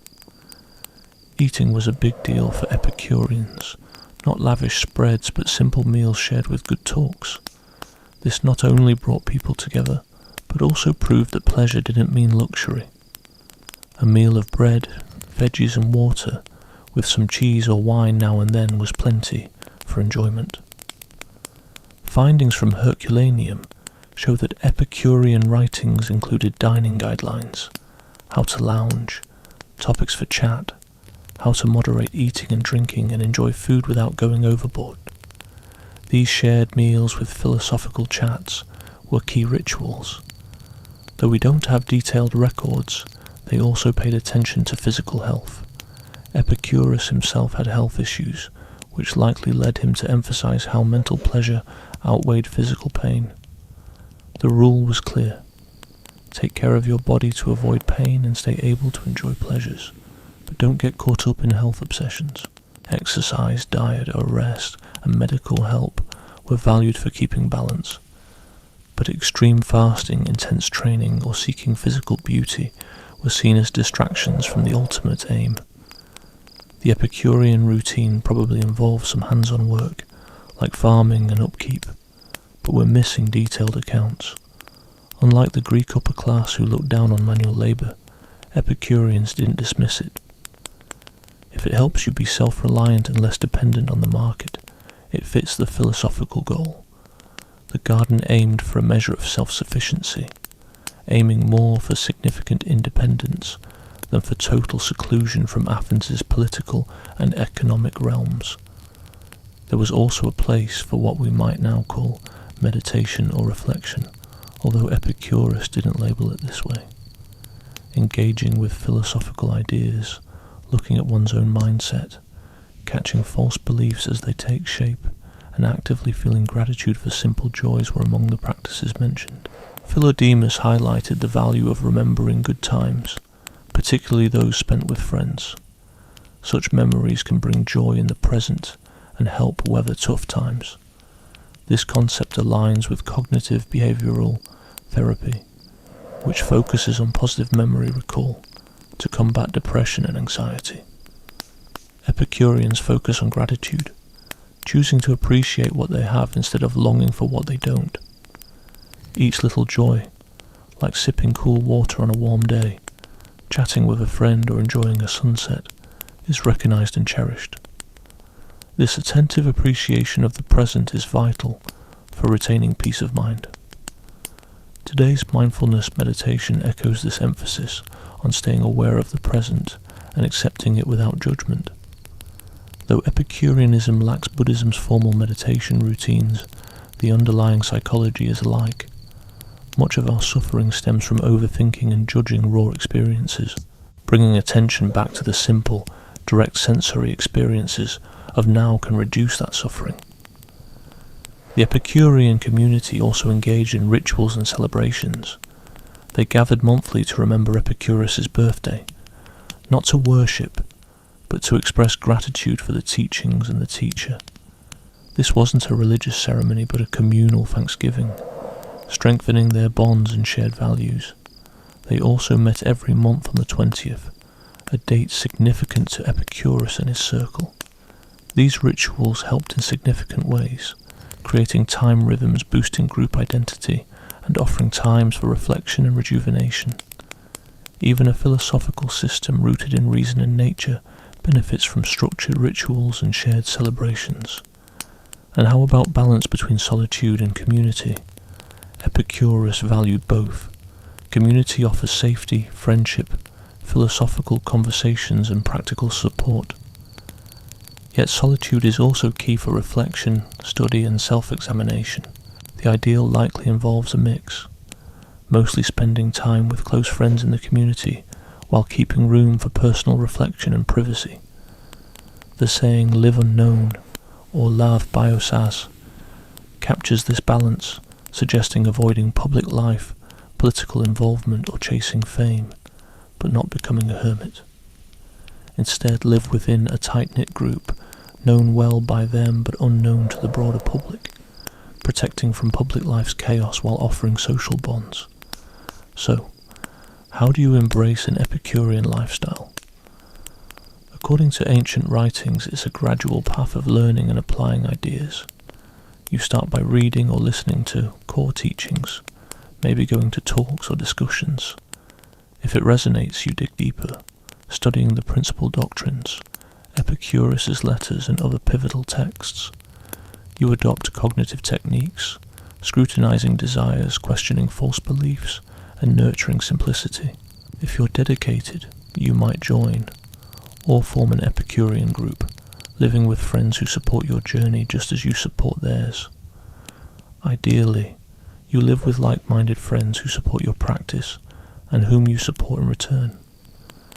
But even without a formal group, you can uphold Epicurean ideals alone, or with a couple of close friends.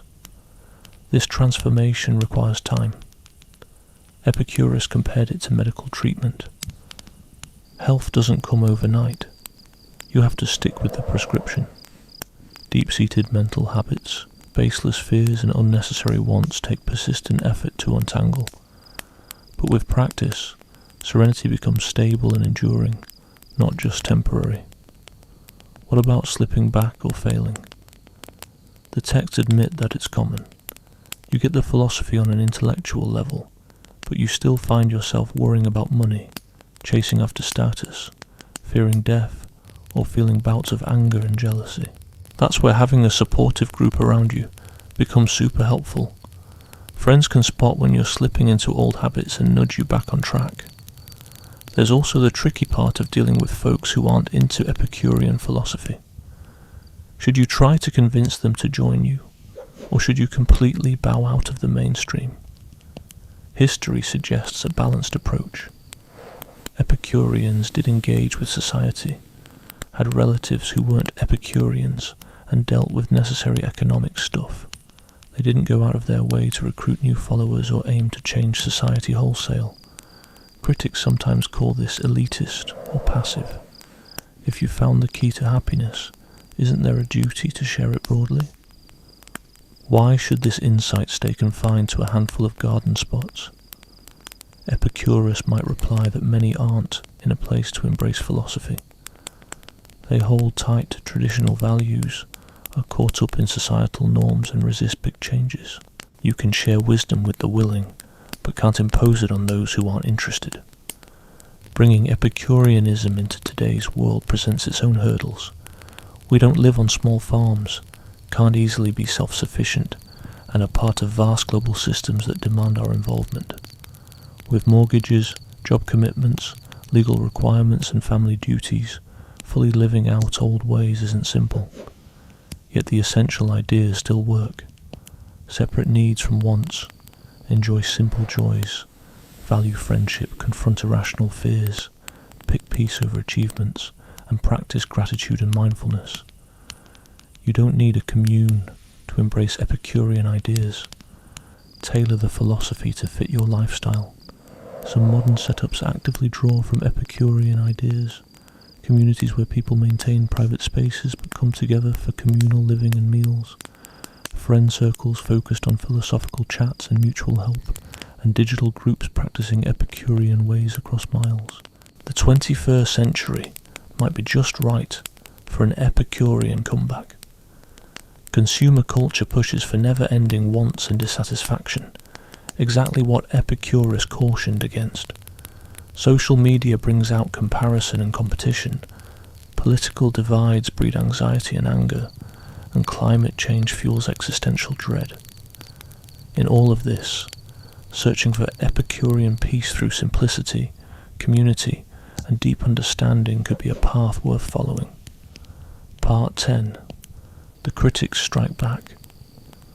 For 2 millennia, no philosophy survives without facing fierce opposition, and Epicureanism probably faced more relentless and harsh criticism than any other ancient school.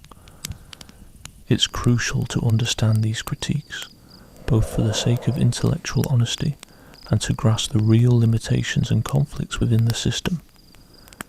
The attacks poured in from everywhere: philosophical competitors, religious officials, and eventually Christian theologians who viewed Epicureanism as a major adversary. First up were the Stoics, who were Epicurus's main philosophical adversaries for hundreds of years.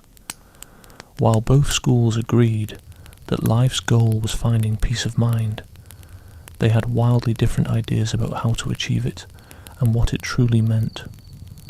Stoics like Zeno, Chrysippus, and later Marcus Aurelius and Epictetus believed that tranquility arises from virtue, from living in harmony with nature and reason, and embracing whatever comes our way as part of divine providence. They criticized Epicurean hedonism as deeply mistaken about human nature, arguing that humans are rational beings whose true value lies in exercising this rationality through virtue. They considered pleasure merely a byproduct of virtuous actions, not the goal itself. Chasing pleasure, they said, only leads to reliance on factors outside your control. The Stoic sage, they claimed, remains indifferent to pleasure and pain, wealth and poverty, health and sickness, even life and death. These are seen as indifferents, neither good nor bad on their own. Only virtue truly counts as good, only vice is genuinely bad. If you understand this and nurture virtue, you become impervious to the whims of fortune, cultivating an inner fortress of peace that's untouchable by external events. They ridiculed Epicurean physics, especially the idea of the atomic swerve. How could such a random occurrence account for free will? It simply renders human choice random and unexplainable, not genuinely free or rational. The Stoics favoured determinism backed by rational understanding. Everything unfolds according to divine reason. The logos and true freedom lies in understanding this inevitability and embracing it willingly. They also derided Epicureans for withdrawing from public life, calling it cowardly and selfish. To them, humans are inherently social creatures and citizens of a cosmic community, with responsibilities to each other and to the universal rational order. Fleeing to a tranquil garden while the world suffers is seen as a moral failing and a shirking of human responsibility. Epicureans, on the other hand, argued that Stoic virtue was simply another misguided belief causing avoidable suffering. They accused Stoics of falsely claiming indifference to pain. Either they still suffered but wouldn't admit it, or their stance was inhuman, since having a natural aversion to pain is part of being a sentient being. Stoic acceptance of events as divinely predetermined was to them just another form of irrational faith in gods, no different from typical religious beliefs. Moreover, Stoic involvement in politics only leads to constant unrest. Dealing with fools and knaves, making tough calls with insufficient information, and facing inevitable setbacks. The Stoic belief that virtue is enough for happiness despite circumstances goes against human experience. A person in severe pain cannot be happy, regardless of their virtue. This Epicurean Stoic debate raged on for centuries without either side swaying the other. Both philosophies provided all-encompassing life views with internal logic and practical use. Your decision between them hinges largely on which core ideas seem more believable. Is pleasure or virtue the ultimate good? Is the universe governed by reason or randomness? Are humans mainly social or individual by nature? The Platonists offered their own critiques. Plato himself had passed away before Epicurus founded his school, but later Platonists slammed Epicurean materialism as philosophically simple and morally risky. In their view, without an immaterial soul, eternal forms, or a transcendent good, no ultimate moral foundation exists, no objective truth or higher purpose in life. To them, Epicurean ethics boiled down to subjective preferences. You seek pleasure because it feels good, but there's no solid reason you should seek it or any objective value in doing so. People find pleasure in all sorts of things, even in cruelty or vice, and Epicureanism can't really say they're wrong about it, as long as they reach that state of ataraxia. Epicureans often argued that those Platonic forms were just lofty ideas without real evidence. They believed you could make sense of ethics just by looking at human nature and feelings, without needing to bring in any invisible mystical entities. Plus, Platonism had its own issues. If this good lived in a realm beyond the physical world, how would it even apply to human actions here and now? Plato's system didn't really hold up, neither scientifically nor practically. Yet the toughest and most impactful challenge came from Christianity. The early leaders of the church viewed Epicureanism as their rival, more threatening than Stoicism or Platonism, because it went against divine plans, immortality, and the idea of suffering having a deeper meaning, basically opposing everything Christianity emphasized. Tertullian, Augustine, and others launched fierce criticisms of Epicurean thinking, claiming it was atheistic, despite Epicurus's nod to the idea of gods, but gods who don't act or care. They didn't count as real divine beings, reducing it to a form of atheism with just a veiled excuse. This viewpoint seemed to strip away the very foundations of morality, the significance of suffering, and any hope for justice beyond this life. Epicureanism was often dismissed as the philosophy of those who reduced life to mere physical pleasure, likening humans to pigs. On the other hand, Christianity preached that humans were reflections of God, had eternal souls, and were meant to rise above mere physical urges. Epicureanism's denial of such notions positioned humans as nothing more than advanced animals, without any higher calling. Christians were particularly upset by the dismissal of an afterlife. Without heaven or hell, wrongdoing and virtue seemed pointless, as there was no cosmic justice. This nihilistic view, suggesting that final justice was irrelevant, was unacceptable to them. Furthermore, the Epicurean stance of withdrawing from public life clashed with the Christian call to make a difference in the world, help those in need, share the gospel, and further God's mission. The Epicurean garden was seen as a self-centered retreat, avoiding the responsibility to serve others. This criticism was so effective that Epicureanism virtually vanished in Christian Europe, with Epicurus's works largely neglected by Christian monks and his philosophy discussed mainly to prove it wrong. For over a millennium, Epicurean ideas were mainly kept alive through critically biased Christian writings. When Poggio Bracciolini rediscovered Lucretius's On the Nature of Things in 1417, it rekindled interest in Epicureanism during the Renaissance. Humanist scholars circulated this poem, which is the most comprehensive account of Epicurean thought, and it influenced figures like Montaigne, Gassendi, and Hobbes. Despite this, openly supporting Epicureanism remained risky until well into the Enlightenment. More contemporary critics took issues with it too. Utilitarians such as John Stuart Mill appreciated Epicurus's idea that pleasure is good, but argued he missed the mark on maximizing it.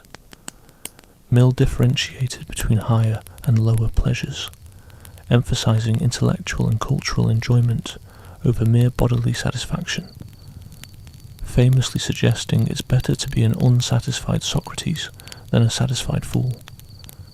For him, Epicurean serenity might rank lower than the richer joys of art, philosophy, science, and moral pursuits, even if they involve some discomfort. Nietzsche took a different tack, criticizing Epicureanism as a timid approach to life, suited to those shying away from life's inherent conflict and suffering. He argued true human growth comes from engaging in life's trials, taking risks and making meaning through overcoming challenges. Meanwhile, existentialists viewed Epicurean calmness as avoidance, an escape from the stress and accountability that come with authentic living. Heidegger in particular viewed anxiety as key to realizing our mortal condition and unlocking true potential, and he saw Epicurus's desire to eradicate anxiety as an avoidance of life's truth. Feminist critiques have pointed out that although Epicureanism was ahead of its time in involving women, it still operated within patriarchal structures and didn't really tackle gender inequality. The garden welcomed women into philosophical discussions, but didn't push for political equality for women or address their subordination in society at large. Its quiet approach meant accepting systemic injustice rather than fighting it. From a Marxist angle, critics argued that Epicureanism's focus on individual peace and withdrawal reflected bourgeois ideals that ultimately supported the interests of the ruling class. If those who are oppressed seek personal peace rather than collective freedom, they won't disrupt existing power structures. The philosophy offers personal happiness within an unjust framework instead of trying to change the system. Environmental critics might say that by focusing on keeping oneself undisturbed, Epicureanism can lead to caring less about ecological destruction, as long as personal tranquility is maintained. By living a simple life in your garden, you might overlook the climate crisis, species extinction and environmental collapse happening outside. These criticisms highlight real issues.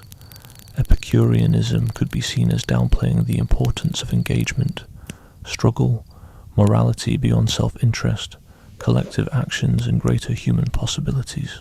It reduces everything to atoms and void, pleasure and pain, potentially overlooking important aspects of the human experience. However, supporters argue that many criticisms misinterpret or oversimplify the philosophy. Epicureanism isn't about crude pleasure-seeking or selfish isolation.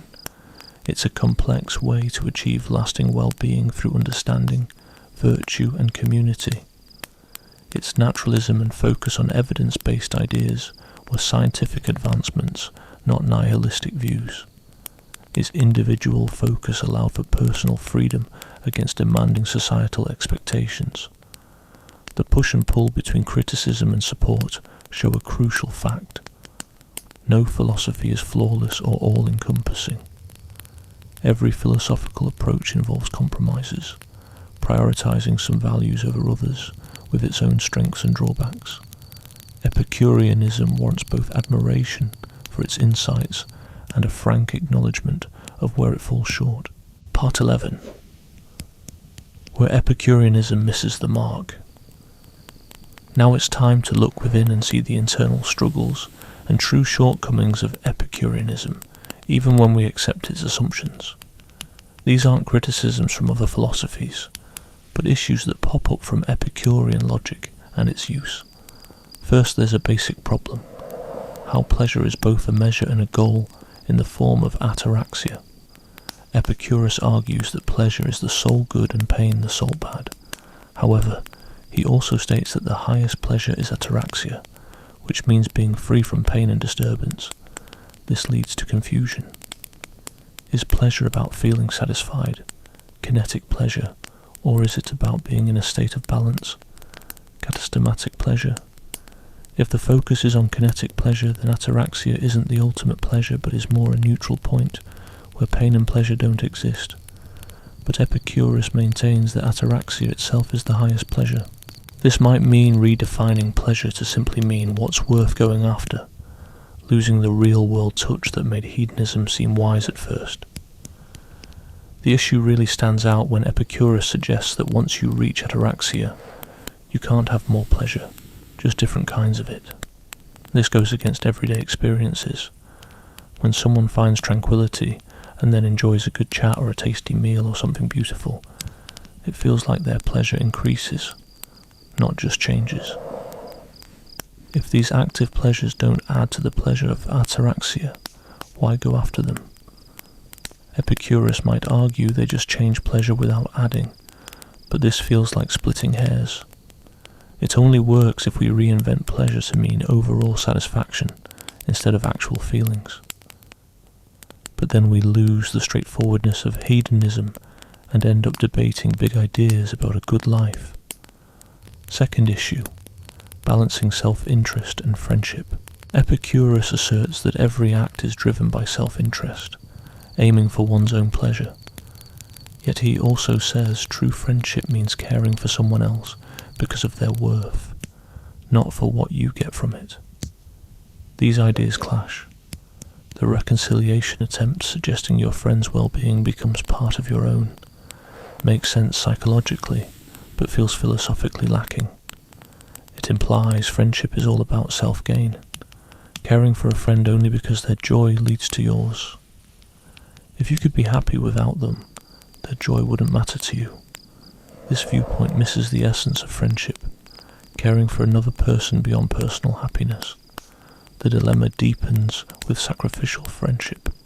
If you give your life for a friend, you gain no pleasure from their continued existence since you'd begun. Epicurus says you choose this because living with the guilt of not helping would be unbearable, but this assumes you'd survive, which conflicts with the scenario. The choice must be about facing death, aware there's no future pleasure to experience. How does this fit with maximizing pleasure? Some followers of Epicurus accept it. Actual self-sacrifice is irrational in Epicurean terms. If you truly understand death as the end of pleasure, sacrificing for another wouldn't be logical. But this view seems morally troubling, failing to recognize one of humanity's most noble acts. Third glitch, focusing only on present pleasures and pains. Epicurus claims that only current pleasure and pain count, since you only experience the now. Past and future are non-existent, impacting only through present memories and forethought. But this doesn't ring true for human experiences and complicates planning and foresight. If only present matters, why save for later? Why trade current joys for future gain? Epicurus' answer is that current worry about the future outweighs the joy of immediate indulgence, making prudence sensible. But this feels cobbled together to align with common sense, rather than emerging naturally from the principle. On a deeper level, people care about their lives as stories, with coherence, meaning and direction. We value achievements, legacy and life goals that stretch beyond immediate experiences. Epicureanism seems to fall short when it comes to handling the timeline of human life, simplifying everything down to fleeting moments. The fourth issue lies in the disconnect between theory and practice when it comes to managing desires. Epicurus advises getting rid of unnecessary wants and only focusing on what is natural and essential. However, it's not that simple in reality. Once you've gotten used to luxury, comfort and variety, it's tough to go back to simplicity and feel the same fulfillment. Hedonic adaptation goes both ways. You get used to good things and start to need them, but you also acclimate to bad things and learn to endure them. Epicurus' suggestion to develop the right mental habits from the outset doesn't really help those already living in a consumer-driven culture, and asserting that bread and water can bring the same satisfaction as a fancy meal if you just adjust your mindset seems psychologically unrealistic. Our bodies have inherent needs and preferences that philosophical ideals can't just bypass. The fifth issue involves withdrawal and a lack of involvement in public matters. Even if we buy into Epicurean aims, stepping away from public life seems like a risky choice. Your peace of mind is dependent on an orderly society with established laws and protection from harm. If everyone retreats to their own spaces, who takes care of these communal essentials? And if they fall apart, your garden won't offer much safeguarding. Plus, political actions, conflicts and economic troubles impact your friends and family, and their struggles affect you through empathy and concern. So completely ignoring politics isn't really possible if you truly care about those around you. You might minimize your political involvement, but total detachment seems impractical and at odds with the idea of friendships. The sixth issue touches on handling pain and suffering. The notion that intense pain is short-lived and chronic pain is mild doesn't hold up under scrutiny. Many people endure severe, ongoing pain. Saying that mental pleasure can always outweigh physical agony is questionable too. Extreme pain can take over consciousness, making philosophical contemplation out of reach. Epicurus himself might have experienced severe pain, but in bursts with moments of relief in between. Many, however, live with relentless severe pain that reduces their quality of life, regardless of philosophical insights. Beyond acceptance, which is basically stoicism in disguise, the philosophy offers little aid in these situations. The seventh issue is with the arbitrary nature of the swerve in Epicurean physics, often criticized. The idea of the swerve is solely about preserving free will without any supporting evidence or solid theory. It suggests atoms move randomly at times, which undermines the aim of natural explanation. If atoms can swerve without reason, why not open the door to other supernatural events, a concept Epicurus wanted to avoid? Modern physics involves genuine randomness at the quantum level, but it doesn't clearly support free will as Epicurus envisioned. Quantum randomness differs from intentional choice, and the link between small-scale uncertainty and large-scale free will is still perplexing. The 8th issue concerns the gods. Epicurus' take on theology seems shaky, trying to include gods yet render them irrelevant. If gods exist yet do nothing and have no concerns, why even keep them around? It feels like Epicurus is skirting atheism to avoid legal troubles, though effectively acting like an atheist. So why not embrace atheism outright? It seems like Epicurus believed complete atheism wouldn't be accepted, so he introduced a form of theism that kept the term God, but removed the elements that might cause fear. This move seems more like a verbal trick than a well-reasoned argument. Lastly, the 9th issue is with his social contract theory of justice, which appears flawed.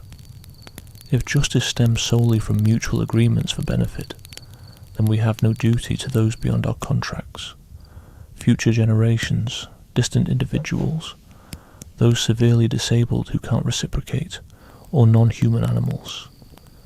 This narrow view significantly limits the moral scope. Moreover, those in power might decide that breaking the rules, accepting the consequences, or even manipulating outcomes to dodge punishment brings more pleasure than following them. Why should the powerful settle for being equal to the weak if they have the ability to take control? A social contract based solely on self-interest lacks a solid moral foundation and can feel shaky. Here's the 10th snag, the perfection hinted at in the wise person ideal. Epicurus paints a picture of a sage who's reached perfect calmness, always making wise choices and never getting rattled. But setting such a lofty goal feels out of touch with what most people can actually achieve, making it a poor guide. It's as practical as telling someone to avoid illness completely for perfect health or to avoid any mistakes for perfect wisdom. People in reality are flawed, get emotional, and aren't perfect. We need a philosophy that aids us in making some progress, rather than steering us towards a goal that's impossible to reach. Then there's the bigger issue. Epicureanism claims it's based solely on nature and logic, without needing any belief. Yet it demands a huge amount of belief in a vast metaphysical framework, especially about atomic theory, consciousness, and the non-existence of an afterlife. If any of these underlying assumptions are incorrect, the whole system could fall apart. This makes it more rigid and prone to being disproved, and less universally useful. These problems and contradictions matter. Despite its valuable insights, Epicureanism faces real criticism with its holes, inconsistencies, and limited reach. It suits certain personalities in specific situations, those who naturally lean toward simplicity, value calm over thrill, and live in relatively stable environments with supportive communities. But pointing out these flaws isn't about throwing it all away. We can still embrace what's useful in Epicureanism, like focusing on simple joys, cherishing friendships, managing stress, and critiquing boundless wants, while accepting it's not the be-all and end-all of life philosophies. It's a valuable resource, a lens to view life through, a toolkit, not something to be rigidly embraced in full. Part 12. Modern Epicureanism. So let's tackle the big question. What can Epicureanism bring to our lives today, over 2,000 years since Epicurus planted his first garden? Is it just a relic from the past, surpassed by modern philosophy and psychology, or does it hold some timeless wisdom that we might need now more than ever? The truth is, it's a mixed bag. In some respects, Epicureanism is spot on with modern findings. In others, today's world highlights where it falls short. And then, there are areas where current issues seem to call for the exact sort of wisdom Epicurus was all about. Start with where it's been proven right. Science today, especially neuroscience, supports the Epicurean belief that the mind is a product of the brain, not an immaterial soul. All of our mental experiences, whether it's feeling emotions, remembering, or making choices, are tied to brain activity. If the brain's damaged, the mind suffers. When the brain stops, so does consciousness. So this aligns with Epicurus's idea that death is just the end, with no afterlife to dread. Not saying that death isn't a loss in some sense, but at least it debunks fears of religious punishment after dying. On the human nature front, evolutionary psychology backs up Epicurus too. We're wired to seek pleasure and dodge pain because it helped our ancestors survive and pass on their genes. Our natural tendencies lean towards simple joys like eating, being safe and socializing, rooting ethics in our nature rather than cultural or divine dictates. Modern happiness studies also surprisingly mirror Epicurean thoughts. They show that after reaching a certain income level to meet basic needs, more money doesn't really increase happiness. This ties into Epicurus's belief that necessary desires are easy to fulfill, and chasing more is a wild goose chase. Plus, research shows that strong relationships top the list for well-being, way over wealth or fame, reinforcing Epicurean belief that friendship is key. Loneliness actually poses big risks for both mental and physical health, while good social bonds boost well-being. Research on hedonic adaptation reveals that we tend to return to our usual happiness levels after any ups and downs, just as Epicurus suggested. We quickly get used to luxury until it feels mundane again, highlighting the value of enjoying simple joys instead of constantly seeking bigger thrills. Cognitive behavioral therapy, CBT, a powerful modern psychological practice, uses methods that mimic Epicurean therapy. CBT involves identifying and challenging irrational thoughts, examining them logically, and running behavioral experiments, much like what Epicurus advised, by examining fears and swapping false beliefs with evidence ones. Mindfulness-based therapies also parallel Epicurean practices. Being present, accepting sensations, separating raw experience from mental fuss, and appreciating simple moments are shared tactics. And then there's the modern movement toward voluntary simplicity, which is steeped in Epicurean values. By cutting down work hours, steering clear of consumerism, and focusing more on experiences and relationships than material goods, people unknowingly follow Epicurean teachings.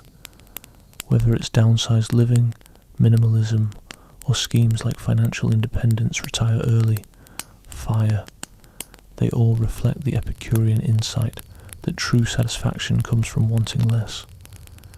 Environmental issues today make Epicurean simplicity even more pressing.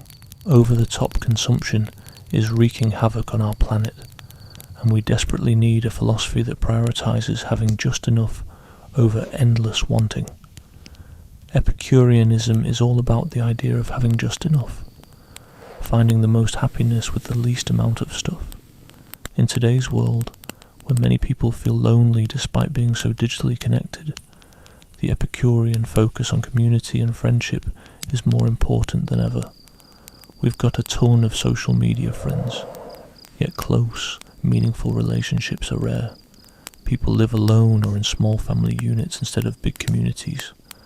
Work often forces us to move and leave behind connections, leading to widespread loneliness, depression, anxiety, and even suicide.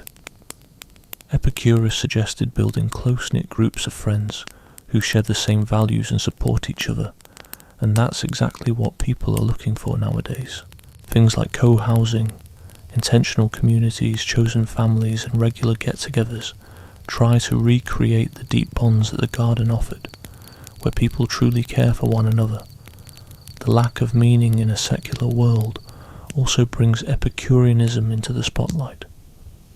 Without belief in God, an afterlife, or a cosmic purpose, where do we find our reason for living? Traditional religions used to give answers, but many no longer find them believable. When these belief systems crumble, nihilism and despair can take over.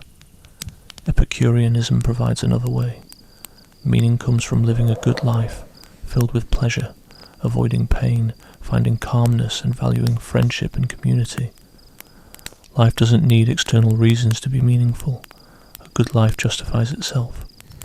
This philosophy embraces life without needing a higher power, yet modern life highlights where Epicureanism might fall short. Today's massive issues like climate change, nuclear threats and pandemics need collective action and political involvement, which Epicurean withdrawal can't satisfy. We can't all escape to gardens while the planet suffers. We need ideas that encourage participation, activism and selflessness for the greater good. Technology brings us pleasures and opportunities that Epicurus couldn't foresee, like virtual reality, AI, biotech, and space travel. These raise questions Epicurus's focus on simple pleasures doesn't fully address.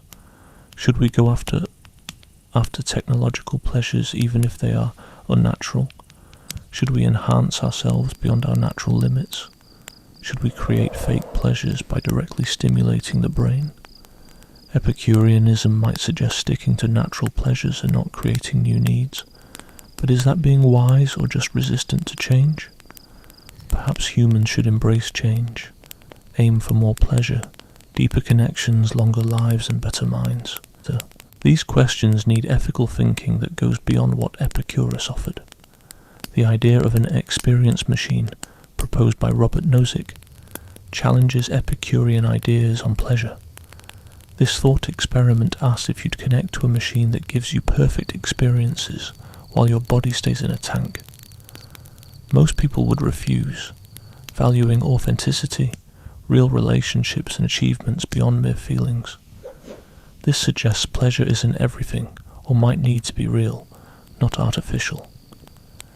Epicurus might agree that virtual happiness is less satisfying than the real thing, but his philosophy doesn't clearly explain why. Modern psychology makes things even more complex. We now understand happiness involves more than just pleasure and avoiding pain. Engaging activities, a sense of meaning, purpose, and personal development contribute to well-being in ways that simple pleasure doesn't cover. Positive psychology separates hedonic well-being, pleasure and satisfaction, from eudaimonic well-being, meaning and self-fulfillment. Both are important.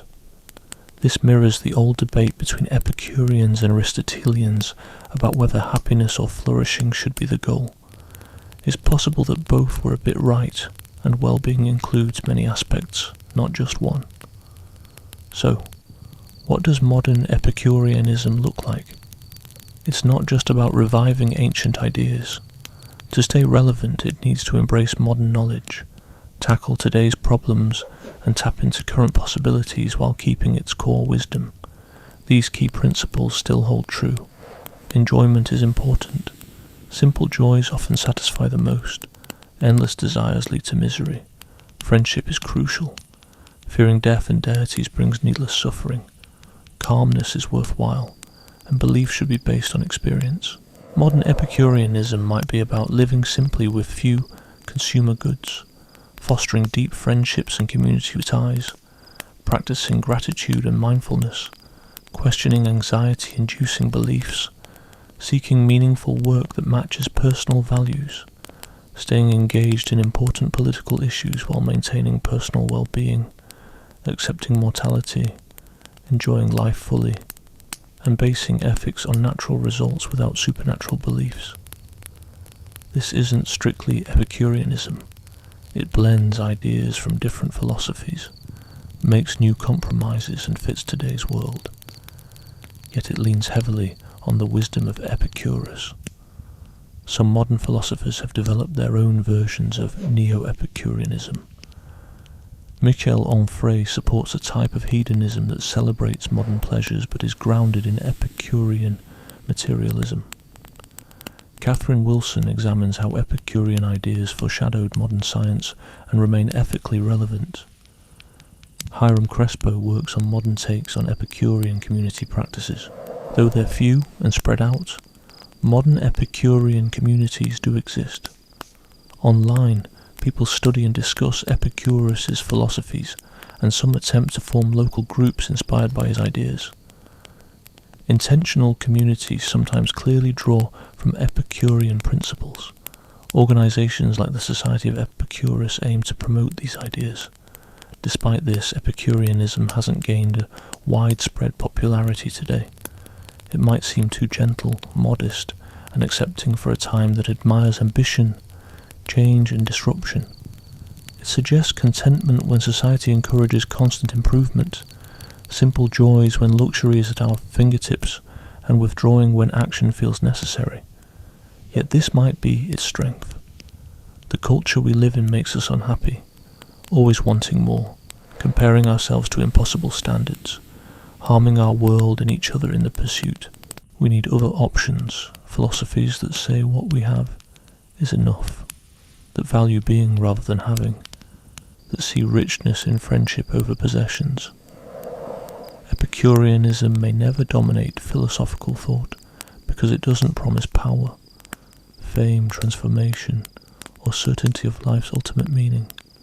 Instead, it offers something humbler, but maybe more attainable, a good life within nature's and humanity's bounds, and within the limits of our mortality. It's not everything you might desire, but everything you really need. Not immortality, but a life well lived. Not some grand cosmic purpose, but pleasure, friendship, tranquility, here on earth. In these anxious times, with environmental crises and social divisions, amidst artificial needs and created desires, in a world focused on comparison and competition, maybe this ancient Greek philosopher and his simple garden have something vital to teach us. Not everything, not the ultimate answer, but something we desperately need. Understanding happiness is real, natural, and within reach if we truly recognize our needs and free ourselves from what isn't. That's Epicurus's lasting gift, the chance at peace through understanding, the promise of pleasure in simplicity, and the path to a good life through nature, reason, and friendship. Accepting this gift relies on our ability to break free from cultural pressures, our constant yearning, and our fear of missing out, and on our courage to say this, here, now is enough. I am satisfied, I am happy, I am at peace,